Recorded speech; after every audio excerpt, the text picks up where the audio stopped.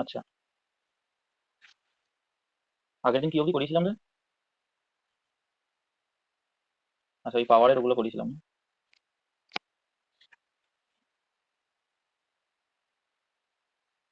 দেখ আজকে প্রথমে একটা অঙ্ক দিচ্ছি।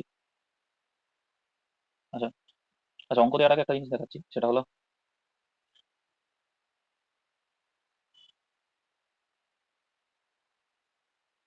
পাওয়ারে আমরা দেখেছিলাম যে যেটা পাওয়ার সেটাকেই আমরা ইনস্ট্যান্টেনিয়াস পাওয়ার বলে থাকি।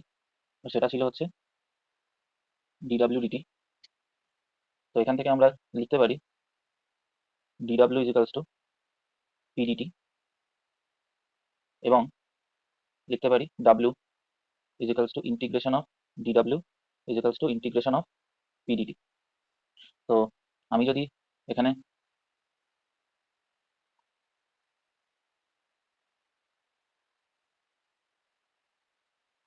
যদি এখানে একটা অ্যাক্সিস আঁকি, এক্স ওয়াই অ্যাক্সিস, এবং ওয়াই অ্যাক্সিস বরাবর যদি পাওয়ারকে আঁকি as a function of time, আর এক্স অ্যাক্সিস বরাবর যদি টাইমকে আঁকি, তাহলে কি পাবো? এবং যদি পাওয়ার ভার্সেস টাইম গ্রাফটা খানিকটা এরকম হয়, যা ইচ্ছে শেপের, এবং আমরা যদি এই ইনিশিয়াল পয়েন্টটাকে এবং এই ফাইনাল পয়েন্টটাকে দুটো নাম দিই, যে এটাকে আমরা যদি বলি টিআই, আর এটাকে যদি আমরা বলি টিএফ, তাহলে এই যে এই যে এরিয়াটা আমরা পেলাম, এই যে এরিয়াটা আমরা পেলাম পাওয়ার ভার্সেস টাইম গ্রাফের আন্ডারে টিআই থেকে টিএফ এর মধ্যে, এই এরিয়াটাকে আমরা বলতে পারবো কি? এই এরিয়াটাকে আমরা বলবো হচ্ছে ওয়ার্ক ডান। ঠিক আছে, তাহলে আমরা বলতে পারবো যে এরিয়া আন্ডার পাওয়ার ভার্সেস টাইম কার্ভ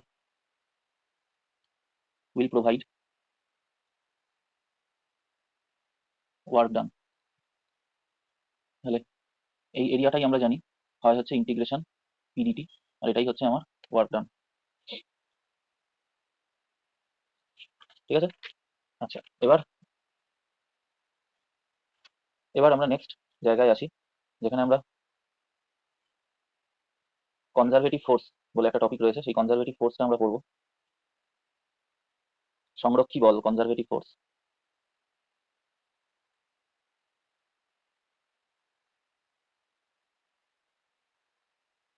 প্রথমত এর নাম কেন কনজারভেটিভ ফোর্স দেওয়া হয়?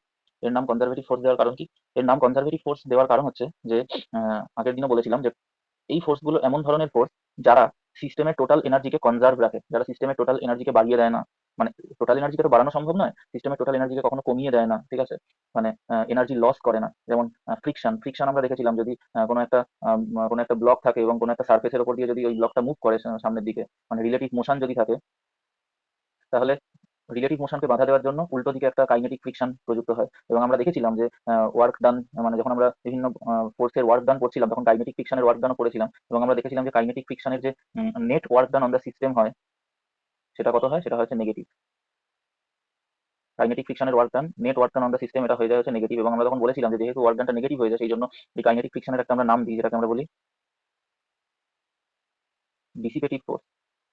কেন একে ডিসিপেটিভ ফোর্স বলা হয়? কারণ এটার জন্য সিস্টেমের এনার্জি লুজ করে, সিস্টেম এটার জন্য এনার্জি লুজ করে,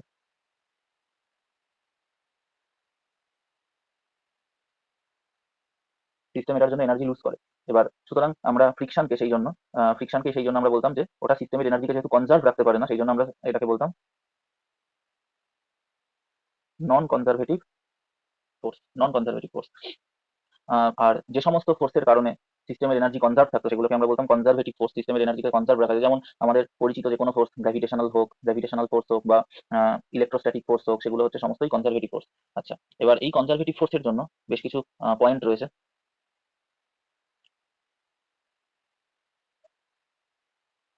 প্রথম পয়েন্ট হলো যে কিছু পয়েন্ট আমাদের জানতে হবে যে ওয়ার্ক ডান বাই কনজারভেটিভ। আচ্ছা, আমি না এটা পিডিএফটা দিয়ে দেবো, ঠিক আছে? আর চেষ্টা করবো যে এই যে ক্লাসটা সেটা সেটা রেকর্ডিংও যাতে দিয়ে দেওয়া যায়, মানে ধরে রাখ তোরা পিডিএফটাও পেয়ে যাবি, ক্লাসের রেকর্ডিংটাও পেয়ে যাবি। ঠিক আছে, সুতরাং লেখা না হলে চাপ নেই। ঠিক আছে, work done by conservative forces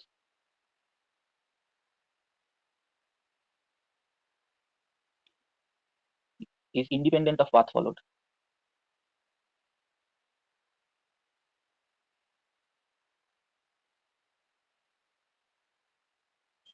is independent of path followed and যদি তাহলে কি বলছে work done by conservative forces is independent of path followed, মানে ওয়ার্ক ডানটা কোন রাস্তায় হয়েছে, মানে ধরা যাক কনজারভেটিভ ফোর্স দ্বারা এখান থেকে এই অবধি একটা ওয়ার্ক ডান হয়েছে, এবং ধরা যাক সেই ওয়ার্ক ডানটা মানে সেই কনজারভেটিভ ফোর্স অ্যাপ্লাই হয়েছে, এবং আমি কি পার্টিকেলটাকে এ পয়েন্ট থেকে বি পয়েন্টে এরকম একটা পাথ দিয়ে নিয়ে গেছি, নাকি এরকম একটা পাথ দিয়ে নিয়ে গেছি, নাকি এরকম একটা পাথ দিয়ে নিয়ে গেছি, সেই পাথের উপর ডিপেন্ড করবে না, নাকি স্ট্রেট লাইনে নিয়ে গেছি সেই পাথের উপর ডিপেন্ড করবে না। তাহলে work done by conservative forces is independent of path followed and depends, তাহলে কার উপর ডিপেন্ড করে, and depends only on force, যে ফোর্সটা দিচ্ছে সেই ফোর্সটা কত তার উপর ডিপেন্ড করবে, and initial and final positions.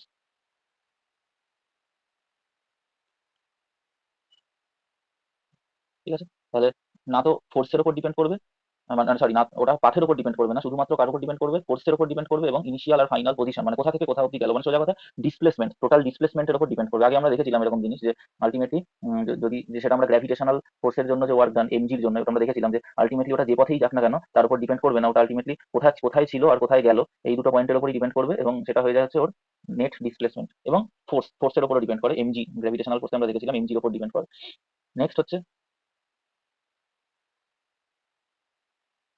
Next point হচ্ছে যেহেতু ইনিশিয়াল আর ফাইনাল পজিশনের উপর ডিপেন্ড করবে, সেই জন্য আমরা জানি যদি এখান থেকে পার্টিকেলটাকে এরকম কোনো একটা আরবিট্রারি পথে নিয়ে এসে আবার একই জায়গায় ফিরিয়ে আনা হয়, একটা আরবিট্রারি পথে ঘুরিয়ে নিয়ে এসে যদি একই জায়গায় ফিরিয়ে আনা হয়, অর্থাৎ যেটা ইনিশিয়াল পয়েন্ট ছিল সেটাই যদি ফাইনাল পয়েন্ট হয়ে যায়, তাহলে এখানে কি হবে, এখানে ওয়ার্ক ডান বাই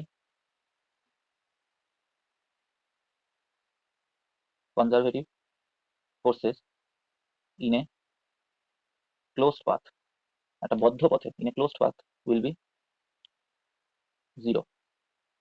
কেন জিরো হবে, জিরো কেন হবে, তার কারণ হচ্ছে যে আমরা বললাম যে কনজারভেটিভ ফোর্সের ওয়ার্ক ডান শুধুমাত্র ইনিশিয়াল আর ফাইনাল পয়েন্টের উপরই ডিপেন্ড করে, অর্থাৎ ইনিশিয়াল পয়েন্ট থেকে ফাইনাল পয়েন্টের যে শর্টেস্ট ডিস্টেন্স অর্থাৎ ওদের ডিসপ্লেসমেন্টের উপর ডিপেন্ড করে।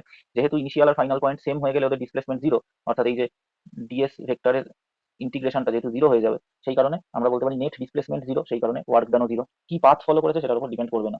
থার্ড পয়েন্ট কি ছিল, থার্ড পয়েন্ট ছিল যে থার্ড পয়েন্ট আছে যে work done against conservative force is recoverable, work done against conservative force, work done against conservative force is recoverable. ঠিক আছে, work done against conservative force is recoverable, মানে আমরা কনজারভেটিভ ফোর্সের এগেইনস্টে যে ওয়ার্ক ডানটা করবো তাকে আমরা রিকভার করতে পারি। এর মানে কি, এর মানে হচ্ছে যে ধরা যাক আমার কাছে একটা স্প্রিং রয়েছে, এবং স্প্রিং এর এন্ডে আমি একটা এম মাসকে আটকে রেখেছি। এবার এই স্প্রিংটাকে আমি ওর ইকুইলিব্রিয়াম পজিশন থেকে, মানে স্প্রিংটা ন্যাচারাল যে পজিশনে থাকে, মানে কোনো এক্সটেনশন বা কম্প্রেশন ছাড়া, সংকোচন প্রসারণ ছাড়া স্প্রিংটা যে পজিশনে থাকে তাকে আমরা বলি ওর ইকুইলিব্রিয়াম পজিশন।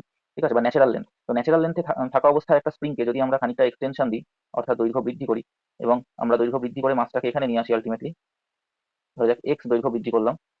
ঠিক আছে, তাহলে এটার জন্য আমাকে একটা ওয়ার্ক ডান করতে হবে।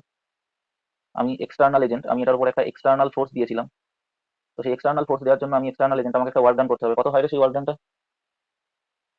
একটা স্প্রিংকে এক্স এক্সটেনশন দিতে গেলে এক্সটার্নাল এজেন্টকে বাইরে থেকে কতটা ওয়ার্ক ডান করতে হয় রে?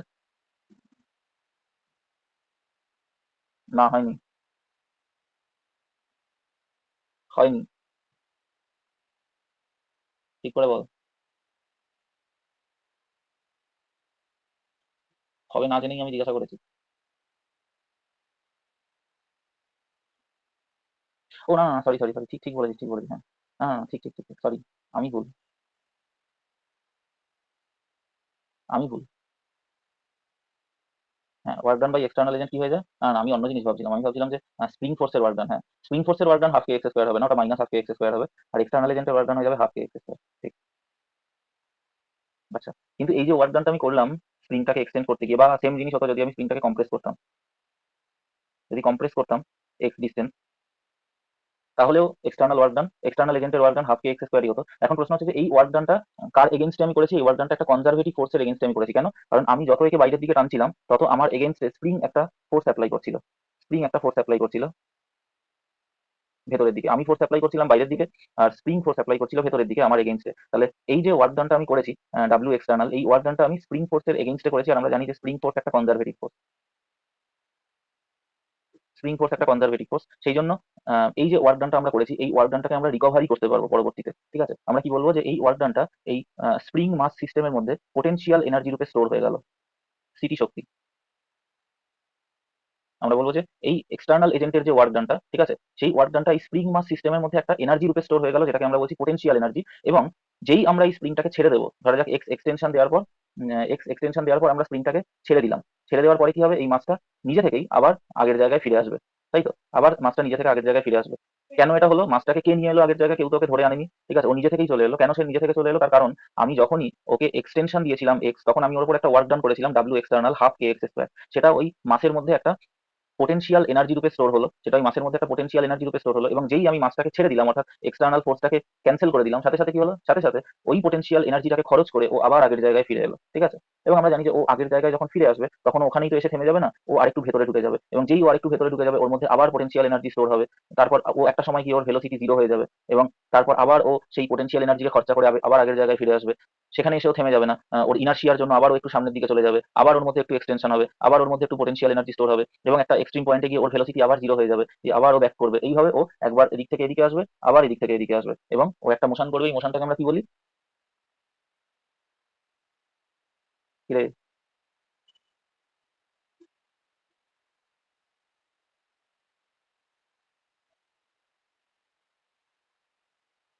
কি রে, ঘুমিয়ে পড়লি নাকি রে? আরে লিখে উত্তর দে না তো, বলতে লজ্জা পেলে।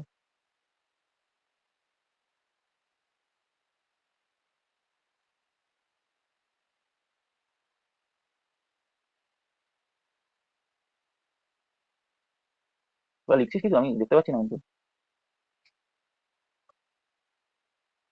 ওয়ান ওয়ে কমিউনিকেশন হলে হবে না কিন্তু।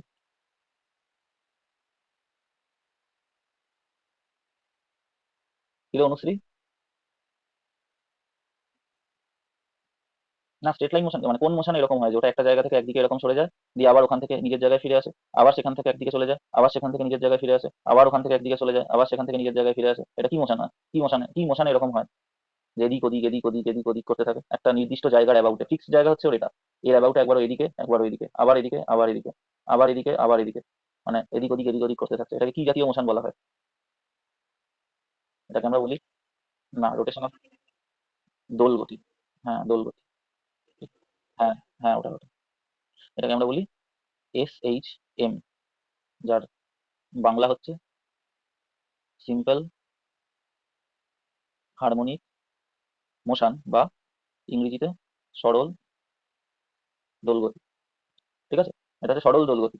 অর্থাৎ মানে এই যে মোশনটাও করছে এটা সরল দোল। যাই হোক, এটা তো আমাদের পরের কেস। কিন্তু আমাদের মানে এখনকার যেটা জানার বিষয় সেটা হচ্ছে যে এই মাছটাকে যখন আমরা নিয়ে যাচ্ছিলাম একটা পজিশন অবধি, এক্সটেন্ড করছিলাম, বা একটা পজিশন অবধি আমরা মাছটাকে মানে স্প্রিংটাকে কম্প্রেস করছিলাম, তখন যে এক্সটার্নাল এজেন্ট সে ওয়ার্ক ডান করছিল হাফ কে এক্স স্কোয়ার। এবার সেই এক্সটার্নাল এজেন্ট যে ওয়ার্ক ডানটা করলো সেটা কি লস হয়ে গেল? সেটাকে কি আমরা রিকভারি করতে পারবো না? উত্তর হচ্ছে না। সেটাকে রিকভারি করা যাবে কিভাবে? যে যখনই ওটাকে এক্সটার্নাল এজেন্ট এক্স এক্সটেন্ড করলো, সাথে সাথে এক্সটার্নাল এজেন্টের এই ওয়ার্ক ডানটা ওর মধ্যে পোটেনশিয়াল এনার্জি রূপে স্টোর হয়ে গেল। খালি মাসের মধ্যে নয়, মাস এবং স্প্রিং দুটোর মধ্যেই স্টোর হয়ে গেল। এবং যেই আমরা মাছটাকে ছেড়ে দেবো, সেটা ওখানে থেকে যাবে না, ওটা আবার সেই পোটেনশিয়াল এনার্জির জন্য সেই পোটেনশিয়াল এনার্জিটাকে খরচ করে আবার ব্যাক করবে। অর্থাৎ ওটাকে রিকভারি করা যাবে, এক্সটার্নাল এজেন্টের ওয়ার্ক রিকভারি করা যাবে। এটাই বলা হচ্ছে রিকভারেবল। ঠিক আছে, বুঝতে পেরেছিস?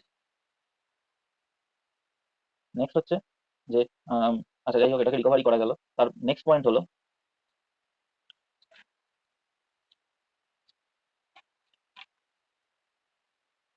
Work done. এই পয়েন্টটা খুব ইম্পর্টেন্ট, ঠিক আছে। Work done against conservative forces,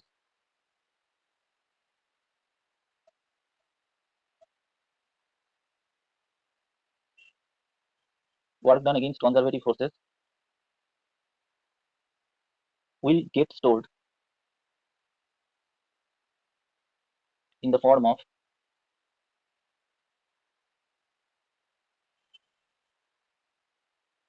potential energy। ঠিক আছে, work done against conservative forces will get stored in the form of potential energy. যেটা আমরা দেখলাম যে এখানে যখন আমরা স্প্রিংটাকে এক্সটেন্ড করতে চাইছিলাম এক্সটার্নাল ফোর্স দিয়ে, তখন আমাকে একটা কনজারভেটিভ ফোর্সের এগেইনস্টে ওয়ার্ক করতে হচ্ছিল। সেটা কি কনজারভেটিভ ফোর্স? সেটা হচ্ছে এই স্প্রিং ফোর্স। এবার যখন আমরা সেটাকে লেন্থ এক্সটেনশন দিয়েছিলাম, তখন আমার এই যে এক্সটার্নাল এজেন্টের ওয়ার্ক ডানটা সেটা এই স্প্রিং মাস সিস্টেমের মধ্যে একটা পোটেনশিয়াল এনার্জি রূপে স্টোর হয়ে গেছিল, সেই কারণে যখন আমরা এই মাসটাকে ছেড়ে দিয়েছিলাম সেই সময় এই মাসটা আবার নিজের জায়গায় ব্যাক করে ফেরত এসেছিল, ঠিক আছে, ওই পোটেনশিয়াল এনার্জির জন্য। তাহলে আমরা যে কোনো work done against conservative force যদি করি তাহলে সেটা স্টোর হবে in the form of potential energy. এমন নয় যে যে জিনিসটাকে আমরা নিয়ে যাচ্ছি তার মধ্যে স্টোর হবে, ওটা কিন্তু গোটা সিস্টেমের মধ্যেই স্টোর হতে পারে, ঠিক আছে, will get stored in the form of potential energy in the system. ওটা কিন্তু গোটা সিস্টেমের মধ্যেই পোটেনশিয়াল এনার্জি রূপে স্টোর হতে পারে, ঠিক আছে।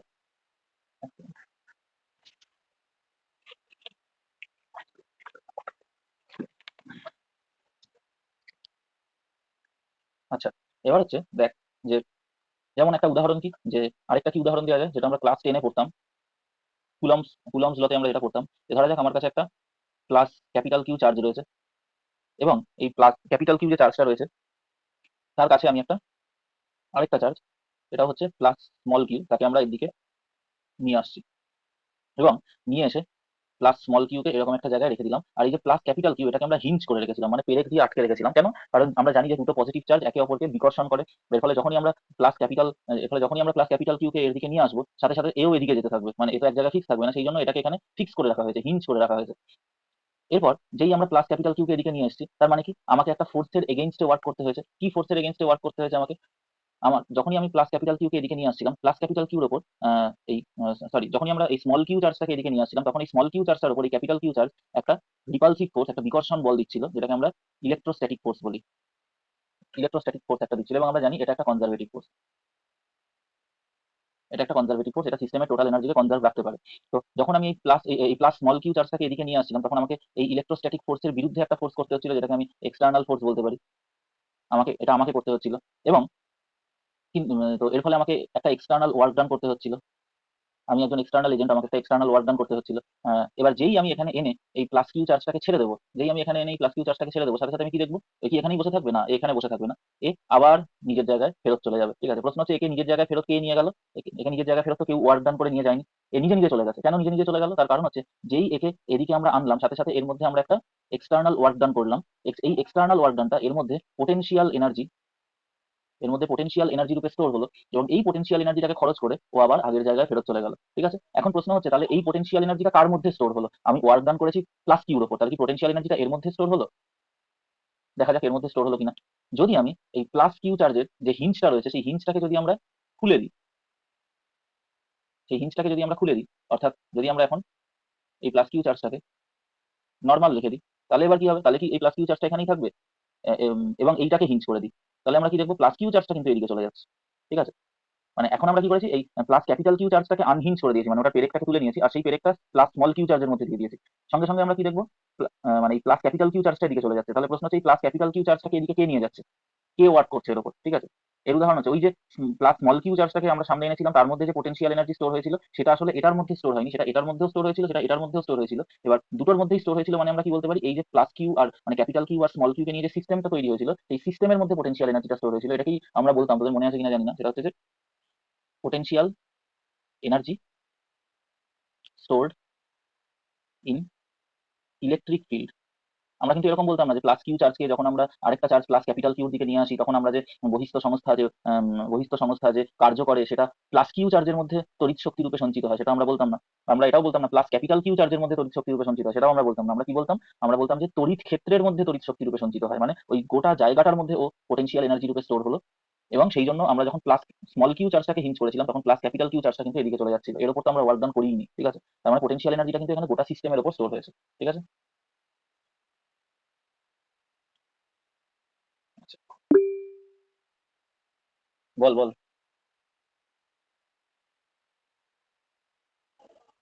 হুম, হুম, হুম, হুম, রিপালশন। হুম, হুম, হুম। হ্যাঁ, অবশ্যই কাজ করবে না। দুটো চার্জ যখন, হ্যাঁ অবশ্যই কাজ করবে, দুটো সেম, হ্যাঁ দুটো লাইক চার্জ মানে সমজাতীয় আধান যদি থাকে, তাহলে তাদের মধ্যে সবসময় রিপালসিভ ফোর্স বিকর্ষণ বল তো সবসময় কাজ করবে, একটা তো আরেকটাকে সবসময় দূরে ঠেলবে একে অপরের থেকে। সবসময় কাজ করবে ওটা, ঠিক আছে। কিন্তু ও যে ওই মানে ওই প্লাস কিউ চার্জটা যে ওই দূরে চলে যাচ্ছিল, এটা মানে মানে কথা হচ্ছে যে এটা এটা দূরে যেতে পারলো কেন, কে এটাকে কম্পেল করলো দূরে নিয়ে যেতে, কে এটাকে বাধ্য করলো দূরে নিয়ে যেতে, সেটা হচ্ছে ওই যে গোটা ইলেকট্রিক ফিল্ডটার মধ্যে যে পোটেনশিয়াল এনার্জিটা স্টোর হয়েছিল ইউ, সেটা ওকে বাধ্য করলো, ঠিক আছে। মানে আমি যেটা বলতে চাইছি এখানে সেটা হচ্ছে যে আমরা ওয়ার্ক ডানটা কার এগেনস্টে করেছিলাম, ওয়ার্ক ডানটা কিন্তু আমরা করেছিলাম হচ্ছে স্মল কিউ চার্জটাকে নিয়ে আসার জন্য, ক্যাপিটাল কিউ চার্জের উপর কোনো ওয়ার্ক ডান আমরা করিনি। তাহলে আমাদের কমন সেন্স বলতে পারতো আচ্ছা স্মল কিউ চার্জটাকে নিয়ে আসার জন্য আমরা এই এক্সটার্নাল ওয়ার্ক ডানটা করেছি, তাহলে এই এক্সটার্নাল ওয়ার্ক ডানটা যে পোটেনশিয়াল এনার্জিতে স্টোর হবে সেটা হয়তো স্মল কিউ চার্জের উপর পোটেনশিয়াল এনার্জি হিসাবে স্টোর হবে। তাহলে যদি শুধু স্মল কিউ চার্জের উপর পোটেনশিয়াল এনার্জি রূপে স্টোর হতো, তাহলে প্লাস ক্যাপিটাল কিউ চার্জটাকে যখন আমরা হিঞ্জ করে রেখেছিলাম তখন স্মল কিউ চার্জটা দূরে চলে যাচ্ছে, এটা তো হচ্ছিল। কিন্তু উল্টোটা হতো না, মানে স্মল কিউ চার্জটাকে যখন আমরা হিঞ্জ করে রেখেছিলাম তখন প্লাস ক্যাপিটাল কিউ চার্জটা যে দূরে চলে যাচ্ছিল, এটা কিন্তু হতো না। তার মানে কি, তার মানে পোটেনশিয়াল এনার্জিটা এমন জায়গায় স্টোর হয়েছে যাতে করে দুটো চার্জই এদিক ওদিক চলে যেতে পারে। তাহলে কোথায় স্টোর হয়েছে পোটেনশিয়াল এনার্জিটা, গোটা ইলেকট্রিক ফিল্ডের মধ্যে, মানে ওই plus capital Q R plus small Q এই দুজনকে নিয়ে যে গোটা সিস্টেমটা তৈরি হচ্ছে তার মধ্যে এনার্জি রূপে স্টোর হয়েছে, বোঝা গেছে। এ তোরা আঙুল ফাঙুল তুললে কিন্তু আমি দেখতে পাবো না অনেক সময়, ঠিক আছে। হ্যাঁ এখন দেখে নিয়েছি, ঠিক আছে। আচ্ছা, এবার প্রশ্ন হচ্ছে যে তাহলে এই কনজারভেটিভ ফোর্সের উদাহরণ কি কি হয়, এই কনজারভেটিভ ফোর্সের উদাহরণ কি কি হয়।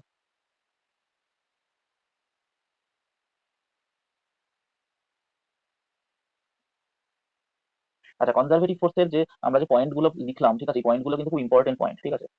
যে সমস্ত ফোর্স এই পয়েন্ট গুলোকে মেনে চলবে তাদেরকে কিন্তু আমরা কনজারভেটিভ ফোর্স বলবো। বিশেষত এই যে লাস্ট পয়েন্টটা লিখলাম যে work done against conservative forces will get stored in the form of potential energy in the system, গোটা সিস্টেমের মধ্যে সেটা স্টোর হবে, ঠিক আছে। এমন নয় যে শুধুমাত্র যার উপর ওয়ার্ক ডান করছি তার মধ্যে স্টোর হচ্ছে, ঠিক আছে। এই পয়েন্টগুলো কিন্তু খুব আরো একটা উদাহরণ, আমাদের পরিচিত উদাহরণ যেটা আমরা ক্লাস 9 থেকে পড়েছি সেটাও এখানে বলা যেতে পারে। সেটা হচ্ছে ধরা যাক এই এম মাসের একটা বল রয়েছে, এই বলটাকে আমরা একটা হাইট অব্দি তুলেছি, ধরা যাক এই হাইট অব্দি এটাকে তোলা হয়েছে।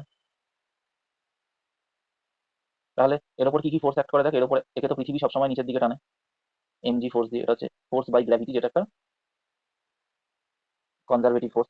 এবার এই বলটাকে যদি আমাকে উপরে তুলতে হয়, যদি আমাকে স্লোলি ধীরে ধীরে উপরে তুলতে হয়, তাহলে আমাকে উপরের দিকে এই সবকটা কিন্তু আমরা ধীরে ধীরে কথাটাকে প্রয়োগ করতে হবে এখানে, স্লোলি, ঠিক আছে। কোনোটাকেই আমি দ্রুততার সহকারে আনছি না, ঠিক আছে। ধীরে ধীরে আনা মানে হচ্ছে ওর কাইনেটিক এনার্জিটাকে চেঞ্জ ইন কাইনেটিক এনার্জিটাকে জিরো হতে হবে, মানে সমবেগে ওটাকে তুলতে হবে। তাহলে ওটাকে সমবেগে তুলতে গেলে কি করতে হবে, নিচের দিকে যতটা ফোর্স ততটাই ফোর্স আমাকে উপরের দিকেও দিতে হবে। তাহলে ফোর্স বাই এক্সটার্নাল এজেন্ট কি হয়ে যাবে, উপরের দিকে এমজি হয়ে যাবে। তাহলে work done by external agent কি হয়ে যাবে, work done by external agent হয়ে যাবে এমজি ইন্টু এইচ, এবং দুটোই যেহেতু সেম ডাইরেকশনে আছে সেই জন্য পজিটিভ। আর আমরা কি জানি, যদি আমরা মাটিকে পোটেনশিয়াল এনার্জির জিরো লেভেল ধরে নিই, মাটিকে যদি আমরা পোটেনশিয়াল এনার্জি জিরো লেভেল ধরে নিই, অর্থাৎ যদি ধরে নিই যে মাটিতে সমস্ত জিনিসের পোটেনশিয়াল এনার্জি জিরো, তাহলে এই উচ্চতায় ওই বলটার পোটেনশিয়াল এনার্জি কত হয়ে যায়, এম জি ইন্টু এইচ, ঠিক আছে। তাহলে এই যে পোটেনশিয়াল এনার্জিটা, এটার ফলে বলটাকে যখন আমরা আবার ছেড়ে দেবো তখন বলটা আবার নিচের দিকে পড়া শুরু করবে। বলটার মধ্যে যদি কোনো পোটেনশিয়াল এনার্জি না থাকতো ওটা কিন্তু ওখানেই ভাসতে থেকে যেত, ঠিক আছে। কিন্তু যেহেতু বলটার মধ্যে একটা পোটেনশিয়াল এনার্জি আমি দিয়ে দিয়েছি, কে দিল, এই যে ওয়ার্ক ডানটা কনজারভেটিভ ফোর্সের এগেইনস্টে আমরা করলাম এক্সটার্নাল এজেন্ট হয়ে, বহিস্থ সংস্থা যে এক্সটার্নাল এজেন্টটা যে ওয়ার্ক ডানটা করলো কনজারভেটিভ ফোর্সের এগেইনস্টে, সেটাই ওর মধ্যে পোটেনশিয়াল এনার্জি রূপে স্টোর হলো এবং সেটার ফলেই ওটা আবার নিচে পড়বে, ঠিক আছে। তাহলে দেখ এক্স্যাক্টলি যে পরিমাণ ওয়ার্ক ডান ওর উপর করা হয়েছিল এক্সটার্নাল এজেন্ট দিয়ে, এক্স্যাক্টলি সেই পরিমাণই ওর মধ্যে পোটেনশিয়াল এনার্জি কিন্তু স্টোর হলো, ঠিক আছে। ওর মধ্যে আগে কতটা পোটেনশিয়াল এনার্জি ছিল, জিরো ছিল, এখন কতটা এলো, এমজিএইচ এলো। তাহলে স্টোর কতটা হলো ওর মধ্যে এক্সট্রা, সেটা হচ্ছে এমজিএইচ। আগে যদি ওর পোটেনশিয়াল এনার্জি কিছু একটা থাকতো ইউআই, তাহলে এখন পোটেনশিয়াল এনার্জি কত হয়ে যেত, এমজিএইচ প্লাস ইউআই। কেন, কারণ ওর মধ্যে এক্সট্রা এমজিএইচ ওয়ার্ক ডানকে আমি এক্সট্রা এমজিএইচ পোটেনশিয়াল এনার্জিকে আমি স্টোর করিয়েছি। কেন, কারণ ওর উপর আমি একটা এক্সটার্নাল ওয়ার্ক ডান করেছি যেটার ভ্যালু হচ্ছে এমজিএইচ, যেটা ওর মধ্যে একটা পোটেনশিয়াল এনার্জি রূপে স্টোর হয়েছে। তাহলে work done by external forces will get stored into the potential energy of the system, ঠিক আছে, বোঝা গেছে।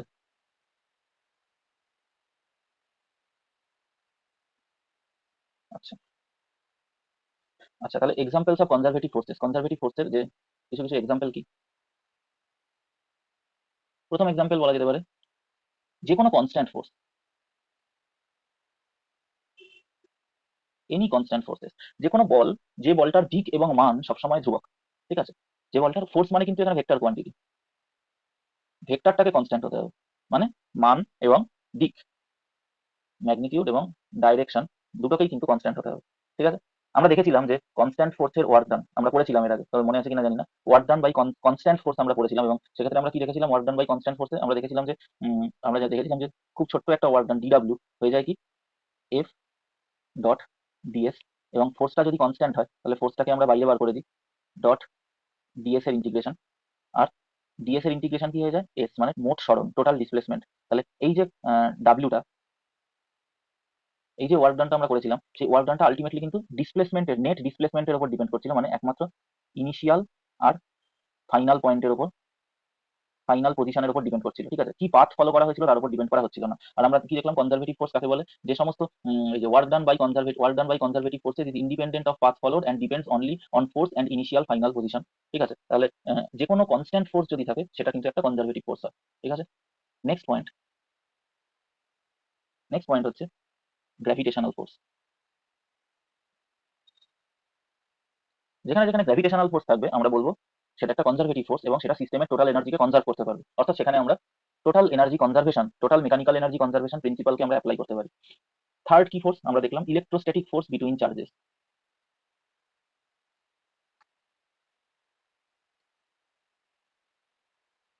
ইলেকট্রোস্ট্যাটিক ফোর্স বিটুইন চার্জেস অর্থাৎ কুলম্ব বল, বা এখানে নিউটনস ল ছিল, এখানে কুলম্বস ল, ঠিক আছে। সেই ফোর্সটা যে কোনো যে সময় অ্যাপ্লাই হবে আমরা বলবো আমার সিস্টেমে টোটাল এনার্জি কনজার্ভ, ঠিক আছে, এবং কারণ সেটা একটা কনজারভেটিভ ফোর্স। 4 নম্বর কি, 4 নম্বর হচ্ছে ম্যাগনেটিক ফোর্স,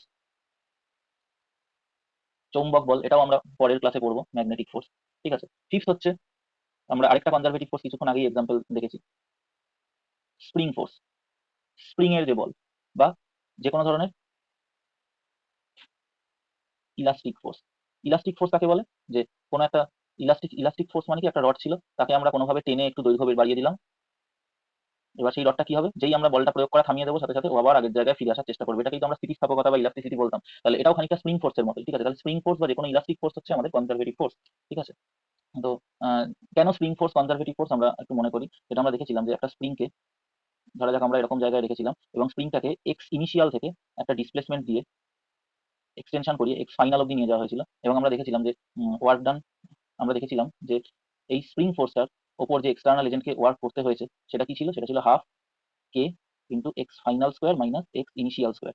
অর্থাৎ এখানে কিন্তু ফাইনাল পজিশন আর ইনিশিয়াল পজিশনটার উপরই আমার এক্সটার্নাল এজেন্টের ওয়ার্ক ডানটা ডিপেন্ড করছিল, ঠিক আছে। আর সেই কারণে এটা একটা কনজারভেটিভ ফোর্স, ঠিক আছে। কিভাবে নিয়ে গেছি, কি বৃত্তান্ত, সেগুলো জানার দরকার হয়নি, আমার জানার দরকার ছিল যে লাস্ট কোথায় নিয়ে গেছি আর প্রথমে কোথায় ছিল, আমার এগুলো জানার দরকার হয়নি। আচ্ছা আমি কি প্রথমে আগে এতটা নিয়ে গেছিলাম তারপর কি একে আবার ফেরত এনেছিলাম, নাকি প্রথমে আগে এখানে নিয়ে গেছিলাম তারপর এখানে নিয়ে এসেছিলাম, সেগুলো আমার কোনোটাই জানার দরকার হয়নি। আমার জানার দরকার ছিল যে ও প্রথমে কোথায় ছিল আর ফাইনালে কোথায় ছিল, সেই দুটোকে স্কোয়ার করে বিয়োগ করে দিলেই আমার ওয়ার্ক ডান বেরিয়ে যাচ্ছিল। তার মানে স্প্রিং ফোর্সও কিন্তু একটা আমাদের কনজারভেটিভ ফোর্স। আর সিক্সথ সিক্সথ যে ধরনের ফোর্সগুলোকে আমরা কনজারভেটিভ ফোর্স বলে থাকি সেগুলোকে আমরা বলি সেন্ট্রাল ফোর্স। সেন্ট্রাল ফোর্স অর্থাৎ কেন্দ্রীয় বল। এবার আমরা দেখি যে সেই সেন্ট্রাল ফোর্স জিনিসটা কি।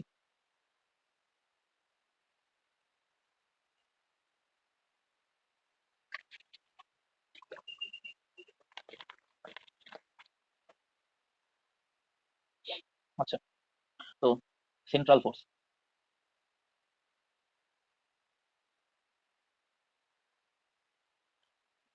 সেন্ট্রাল ফোর্স কি জিনিস, ধরা যাক আমার কাছে একটা পয়েন্ট আছে, একটা পার্টিকেল আছে এ, আর একটা পার্টিকেল রয়েছে বি, এবং তাদের মধ্যে তাদের মধ্যে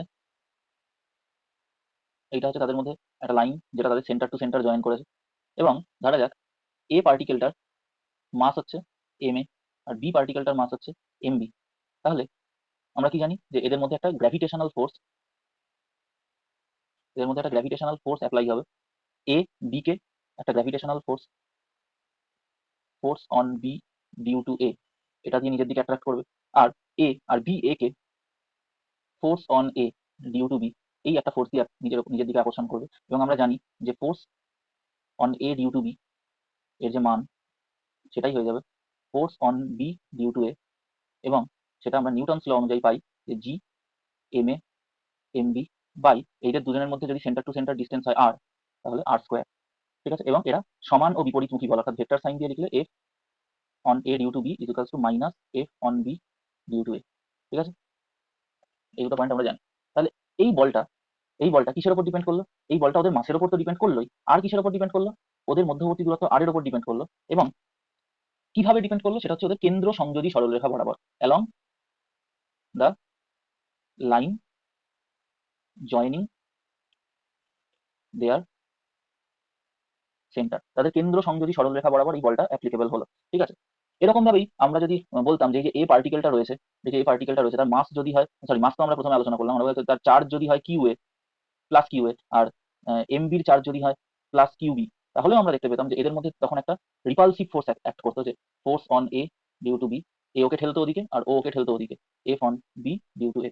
তো যে রিপালসিভ ফোর্সটা F on A due to B, সেটারও যা মান হতো সেটাই হতো হচ্ছে F on B due to A, এবং সেটাকে আমরা কি বলতে পারতাম, সেটা ছিল k q A q B by তাদের সেন্ট্রাল বরাবর ডিস্টেন্স স্কোয়ার, ঠিক আছে, সেন্ট্রাল বরাবর ডিস্টেন্স স্কোয়ার আর স্কোয়ার, ঠিক আছে। তাহলে এই যে আমরা মানে এই কুলম্বস লটা পেলাম বা নিউটনস ল গ্র্যাভিটেশনাল লটা আমরা পেলাম, ঠিক আছে, এগুলো আমরা কি দেখলাম, এই ধরনের ফোর্স গুলো কি বরাবর কাজ করছিল, সেটা হচ্ছে ওই পার্টিকেল গুলোর যে সেন্টার বরাবর যে সরল রেখাটা ছিল, কেন্দ্র সংযোজী যে সরল রেখাটা ছিল, সেই কেন্দ্র সংযোজী সরল রেখা বরাবর হয় আকর্ষিত হচ্ছিল, নয় ওই কেন্দ্র সংযোজী সরল রেখা বরাবর বিকর্ষিত হচ্ছিল, ঠিক আছে।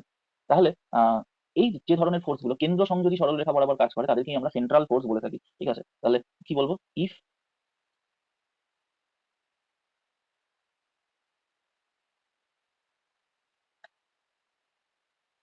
If forces if force is along if force is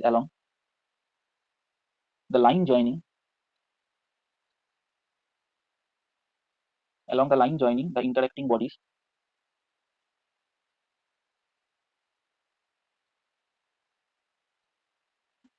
in all condition, then it is central force।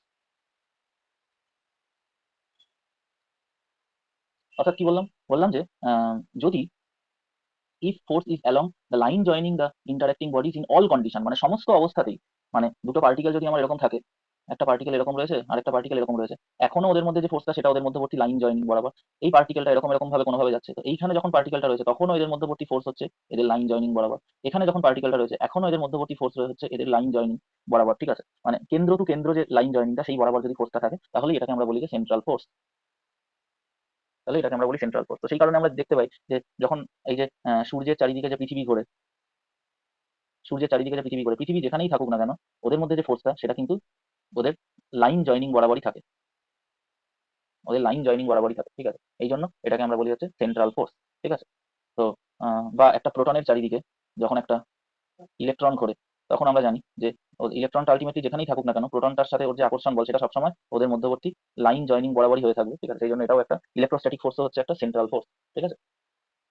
এবং এই ধরনের যে ফোর্স গুলো কাজ করে, এই ধরনের যে ফোর্স গুলো কাজ করে যে একটা থেকে আরেকটা সেন্টারের মধ্যে কাজ করে, তাহলে সেক্ষেত্রে আমরা কি দেখতে পাই বলতো, যে ফোর্সটা তো সেন্টার বরাবর হলো কিন্তু ওর যে ইনস্ট্যান্টেনিয়াস ডিসপ্লেসমেন্টটা সেটা কিন্তু ট্যানজেন্ট বরাবর হয়। যে কোনো অবস্থানে ফোর্সটা সেন্টার বরাবর হলেও ওর যে ইনস্ট্যান্টেনিয়াস ডিসপ্লেসমেন্টটা সেটা কিন্তু হয় ট্যানজেন্ট বরাবর। বা পৃথিবীর ক্ষেত্রেও যদি আমরা দেখি ফোর্সটা তো সেন্টার বরাবর কিন্তু ইনস্ট্যান্টেনিয়াস ডিসপ্লেসমেন্টটা হচ্ছে স্পর্শক, ট্যানজেন্ট বরাবর। সেই কারণে কি হয়, সেই কারণে এখানে ওয়ার্ক ডান জিরো, এখানেও ওয়ার্ক ডান জিরো, তার মানে সেন্ট্রাল ফোর্সের যে ওয়ার্ক ডানটা সেটা কি হচ্ছে, জিরো হচ্ছে, ঠিক আছে।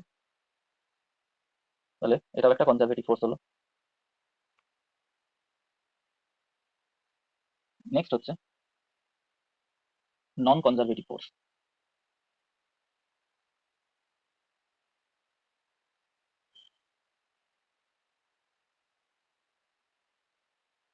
নন কনজারভেটিভ ফোর্স, তাহলে কনজারভেটিভ ফোর্সে যা যা জিনিস হয়েছে নন কনজারভেটিভ ফোর্সে সেই সেই জিনিস হবে না। তাহলে এখানে কি হবে, it's work done is path dependent. কোন রাস্তায়, অর্থাৎ এ পয়েন্ট থেকে বি পয়েন্ট অবধি ও এইভাবে গেছে নাকি ও এইভাবে গেছে নাকি ও এইভাবে গেছে, কোন ভাবে গেছে সেই রাস্তার উপর ডিপেন্ড করবে, ফাইনাল পয়েন্টের উপর অনলি কিন্তু এরা ডিপেন্ড করবে না, ঠিক আছে। এরকম একটা উদাহরণ আমরা করেছিলাম মনে আছে, সেই যে একটা টেবিল ছিল তার মধ্যে একটা ব্লক রাখা ছিল, সেই ব্লকটাকে এরকম অদ্ভুতভাবে আমরা এখান থেকে এখানে নিয়ে এসেছিলাম এবং বলেছিলাম যে টেবিলটা হচ্ছে রাফ যার কাইনেটিক ফ্রিকশন কোএফিসিয়েন্ট মিউকে, এবং এখান থেকে এই অবধি নিয়ে এসেছিলাম যে পথ বরাবর তার লেন্থ ছিল এল, ডিসপ্লেসমেন্ট নয় পাথ লেন্থ, ট্রাভেল ডিস্টেন্স, অতিক্রান্ত দূরত্ব ছিল এল। তাহলে ওর উপর কাইনেটিক ফ্রিকশন দ্বারা ওয়ার্ক ডান কত হবে, এবং আমরা দেখেছিলাম সেটা ছিল হচ্ছে কাইনেটিক মানে মাইনাস এফ কে ইন্টু এল, অর্থাৎ সেটা কিন্তু কি পথ বরাবর এসেছিল তার উপর ডিপেন্ড করছিল, ঠিক আছে।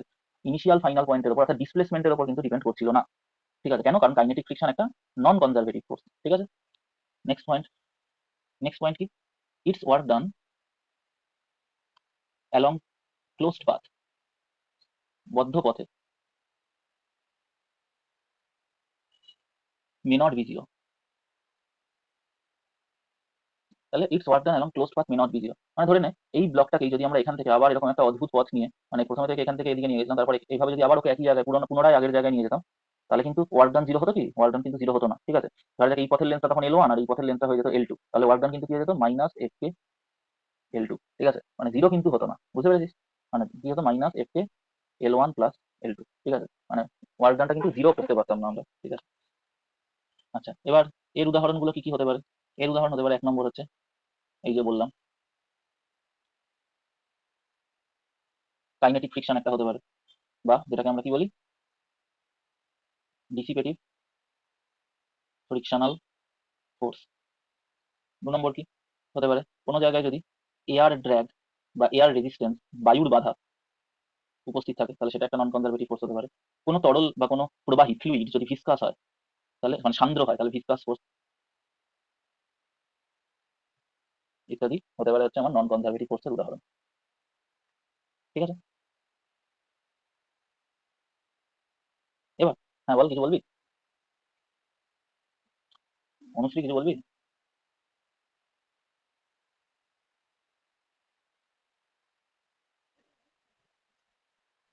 বল। স্ট্যাটিক ফ্রিকশন, স্ট্যাটিক ফ্রিকশনের work done, net work done মানে সিস্টেমের উপর স্ট্যাটিক ফ্রিকশনের ওয়ার্ক ডান কিন্তু জিরো হয়। নেট সিস্টেমের উপর স্ট্যাটিক ফ্রিকশনের ওয়ার্ক ডান কি হয়, পজিটিভও হয় না নেগেটিভও হয় না, ইন্ডিভিজুয়ালের উপর পজিটিভ হতে পারে, নেগেটিভ হতে পারে, জিরো হতে পারে, কিন্তু টোটাল সিস্টেমের উপর যদি আমরা স্ট্যাটিক ফ্রিকশনের ওয়ার্ক ডান দেখি সেটা কিন্তু জিরো হয়ে যায়। ঠিক আছে, তাহলে টোটাল সিস্টেমের উপর যদি স্ট্যাটিক ফ্রিকশনের ওয়ার্ক ডান জিরো হয়ে যায়, সেটা না তো সিস্টেমের এনার্জি বাড়ালো, না তো কমালো, ও কি করলো সিস্টেমের এনার্জিকে মানে আগে যা ছিল তাই রেখে দিল, মানে ওটা কনজারভেটিভ নয়, নন কনজারভেটিভ না। ঠিক আছে, মানে ওটাকে আমরা নন কনজারভেটিভ বলতে পারবো না। কিন্তু কাইনেটিক ফ্রিকশন তো কমাবেই, মানে টোটাল সিস্টেমের উপর কাইনেটিক ফ্রিকশনের ওয়ার্ক ডান সবসময় নেগেটিভ আছে, তার মানে ওটা সিস্টেমের এনার্জিকে কমাবেই। ঠিক আছে, আর ওটা পাথ ডিপেন্ডেন্ট হয়, আমরা আগে দেখেছি, তো সেটা সেটা কিন্তু সবসময় আমাদের নন কনজারভেটিভ হবে। ঠিক আছে, স্ট্যাটিক ফ্রিকশনের ওয়ার্ক ডান তো টোটাল সিস্টেমের উপর জিরো চলে আসে। ঠিক আছে, টোটাল ওয়ার্ক ডান যদি স্ট্যাটিক ফ্রিকশনের উপর জিরো চলে আসে, ঠিক আছে, মানে ক্লোজ পাথ না হলেও জিরো আসে, ঠিক আছে, তাহলে তো ওটাকে আমরা মানে কনজারভেটিভও বলবো না, নন কনজারভেটিভও বলবো না, ওটা কোনো এফেক্টই ফেলবে না সিস্টেমের উপর। ঠিক আছে,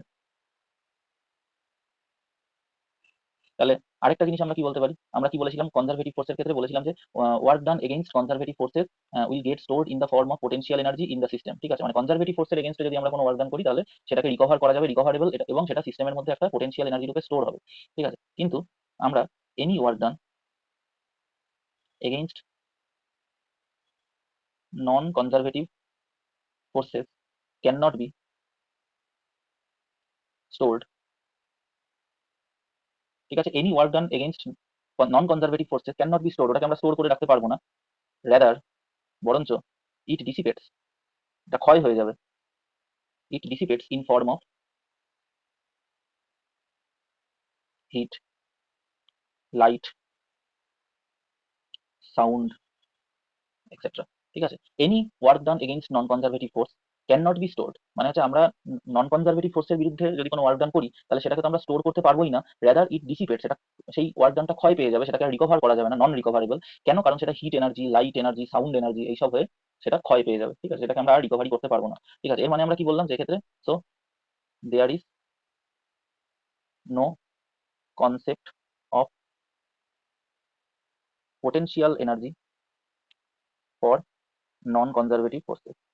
তার মানে স্থিতিশক্তি যেটা, স্থিতিশক্তি, এই স্থিতিশক্তি কিন্তু একমাত্র কনজারভেটিভ ফোর্সের জন্য। ঠিক না?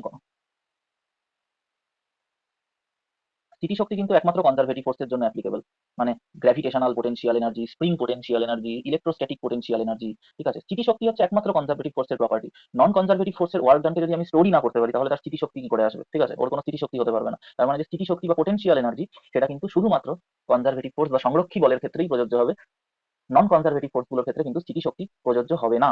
এবং আরো একটা জিনিস, যে কোনো সিস্টেমে যদি নন কনজারভেটিভ ফোর্সের কোনো ওয়ার্ক ডান থাকে, work done by non conservative force যদি নন জিরো হয় কোনো একটা সিস্টেমে, তাহলে কিন্তু আমরা সেখানে এনার্জি কনজারভেশন, এনার্জি কনজারভেশন কিন্তু সেক্ষেত্রে অ্যাপ্লিকেবল নয়। ঠিক আছে, সেটা আমরা যদিও দেখবো। ঠিক আছে,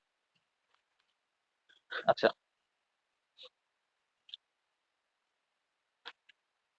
অঙ্ক টঙ্ক তো আমরা পরে করবো, আগে উম, আগে আমরা কিছু থিওরি গুলোই পড়ি। ঠিক আছে, তাই তো, নাকি অঙ্ক দেবো? হ্যাঁ, এই কথা বলতে দেখেছিস, আর খই ফুটছে।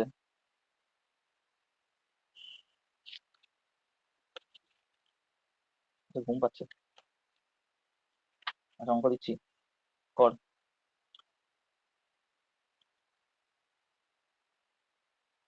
ফাইন্ড, প্রথম প্রশ্ন, find work done by force F equals to 2x i cap plus 3y square j cap to displace a particle from 0, 0 to 2,3 করে ফেল।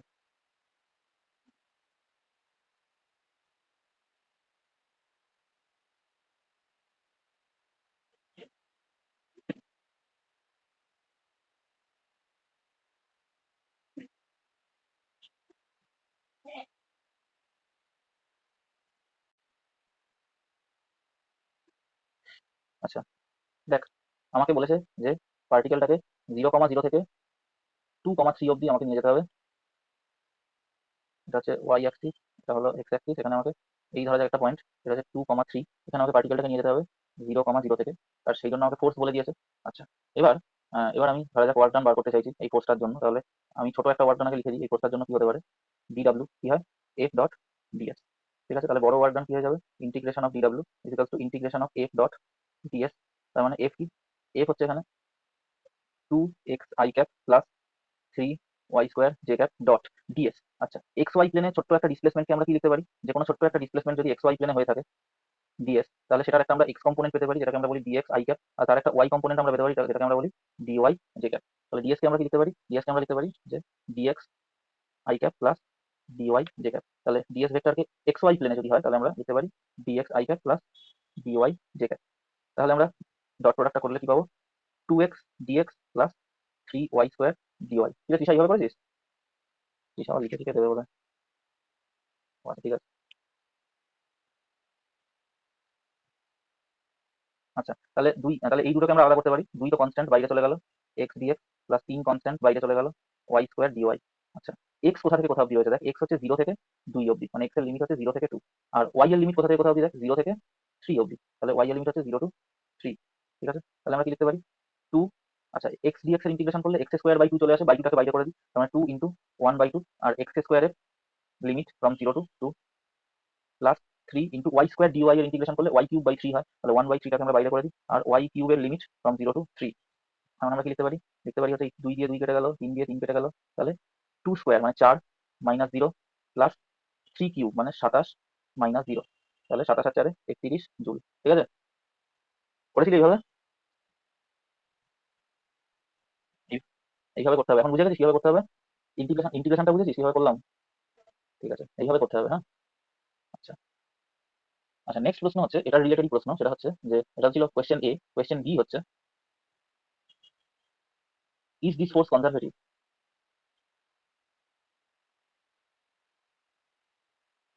এই ফোর্সটা কি কনজারভেটিভ, এটা উত্তর দিতে হবে এবং হ্যাঁ নাতে দিতে হবে।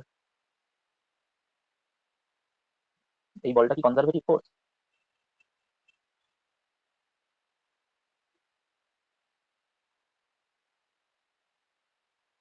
রে, কি মনে হচ্ছে, এটার জন্য কোনো অঙ্ক করতে হবে না, এটার জন্য যে অঙ্ক করার দরকার সেটা অলরেডি আগে করে ফেললাম আমরা। যার খালি এটা বলতে হবে ফোর্সটা কি কনজারভেটিভ না নন কনজারভেটিভ। কনজারভেটিভ ফোর্স কি জিনিস ছিল, যেটা পাথ ডিপেন্ড, মানে পাথের উপর ডিপেন্ড করতো।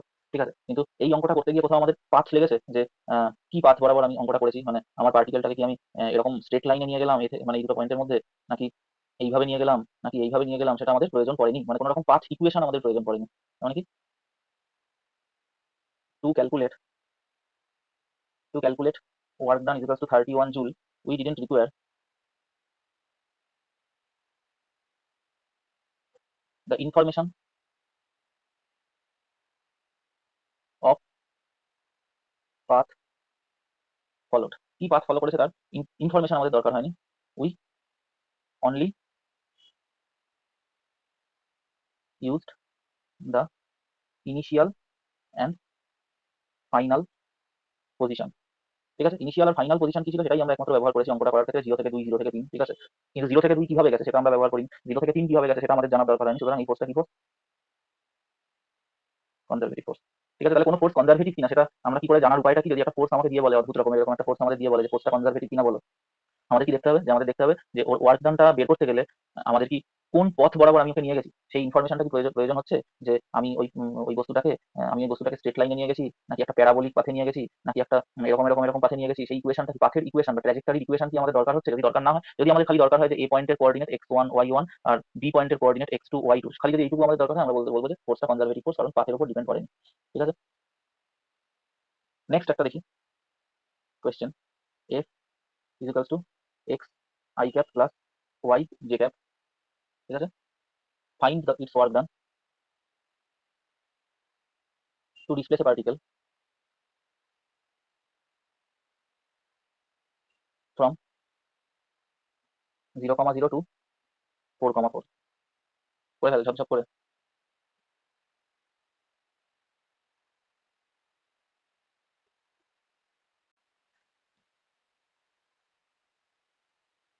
আচ্ছা দেখ,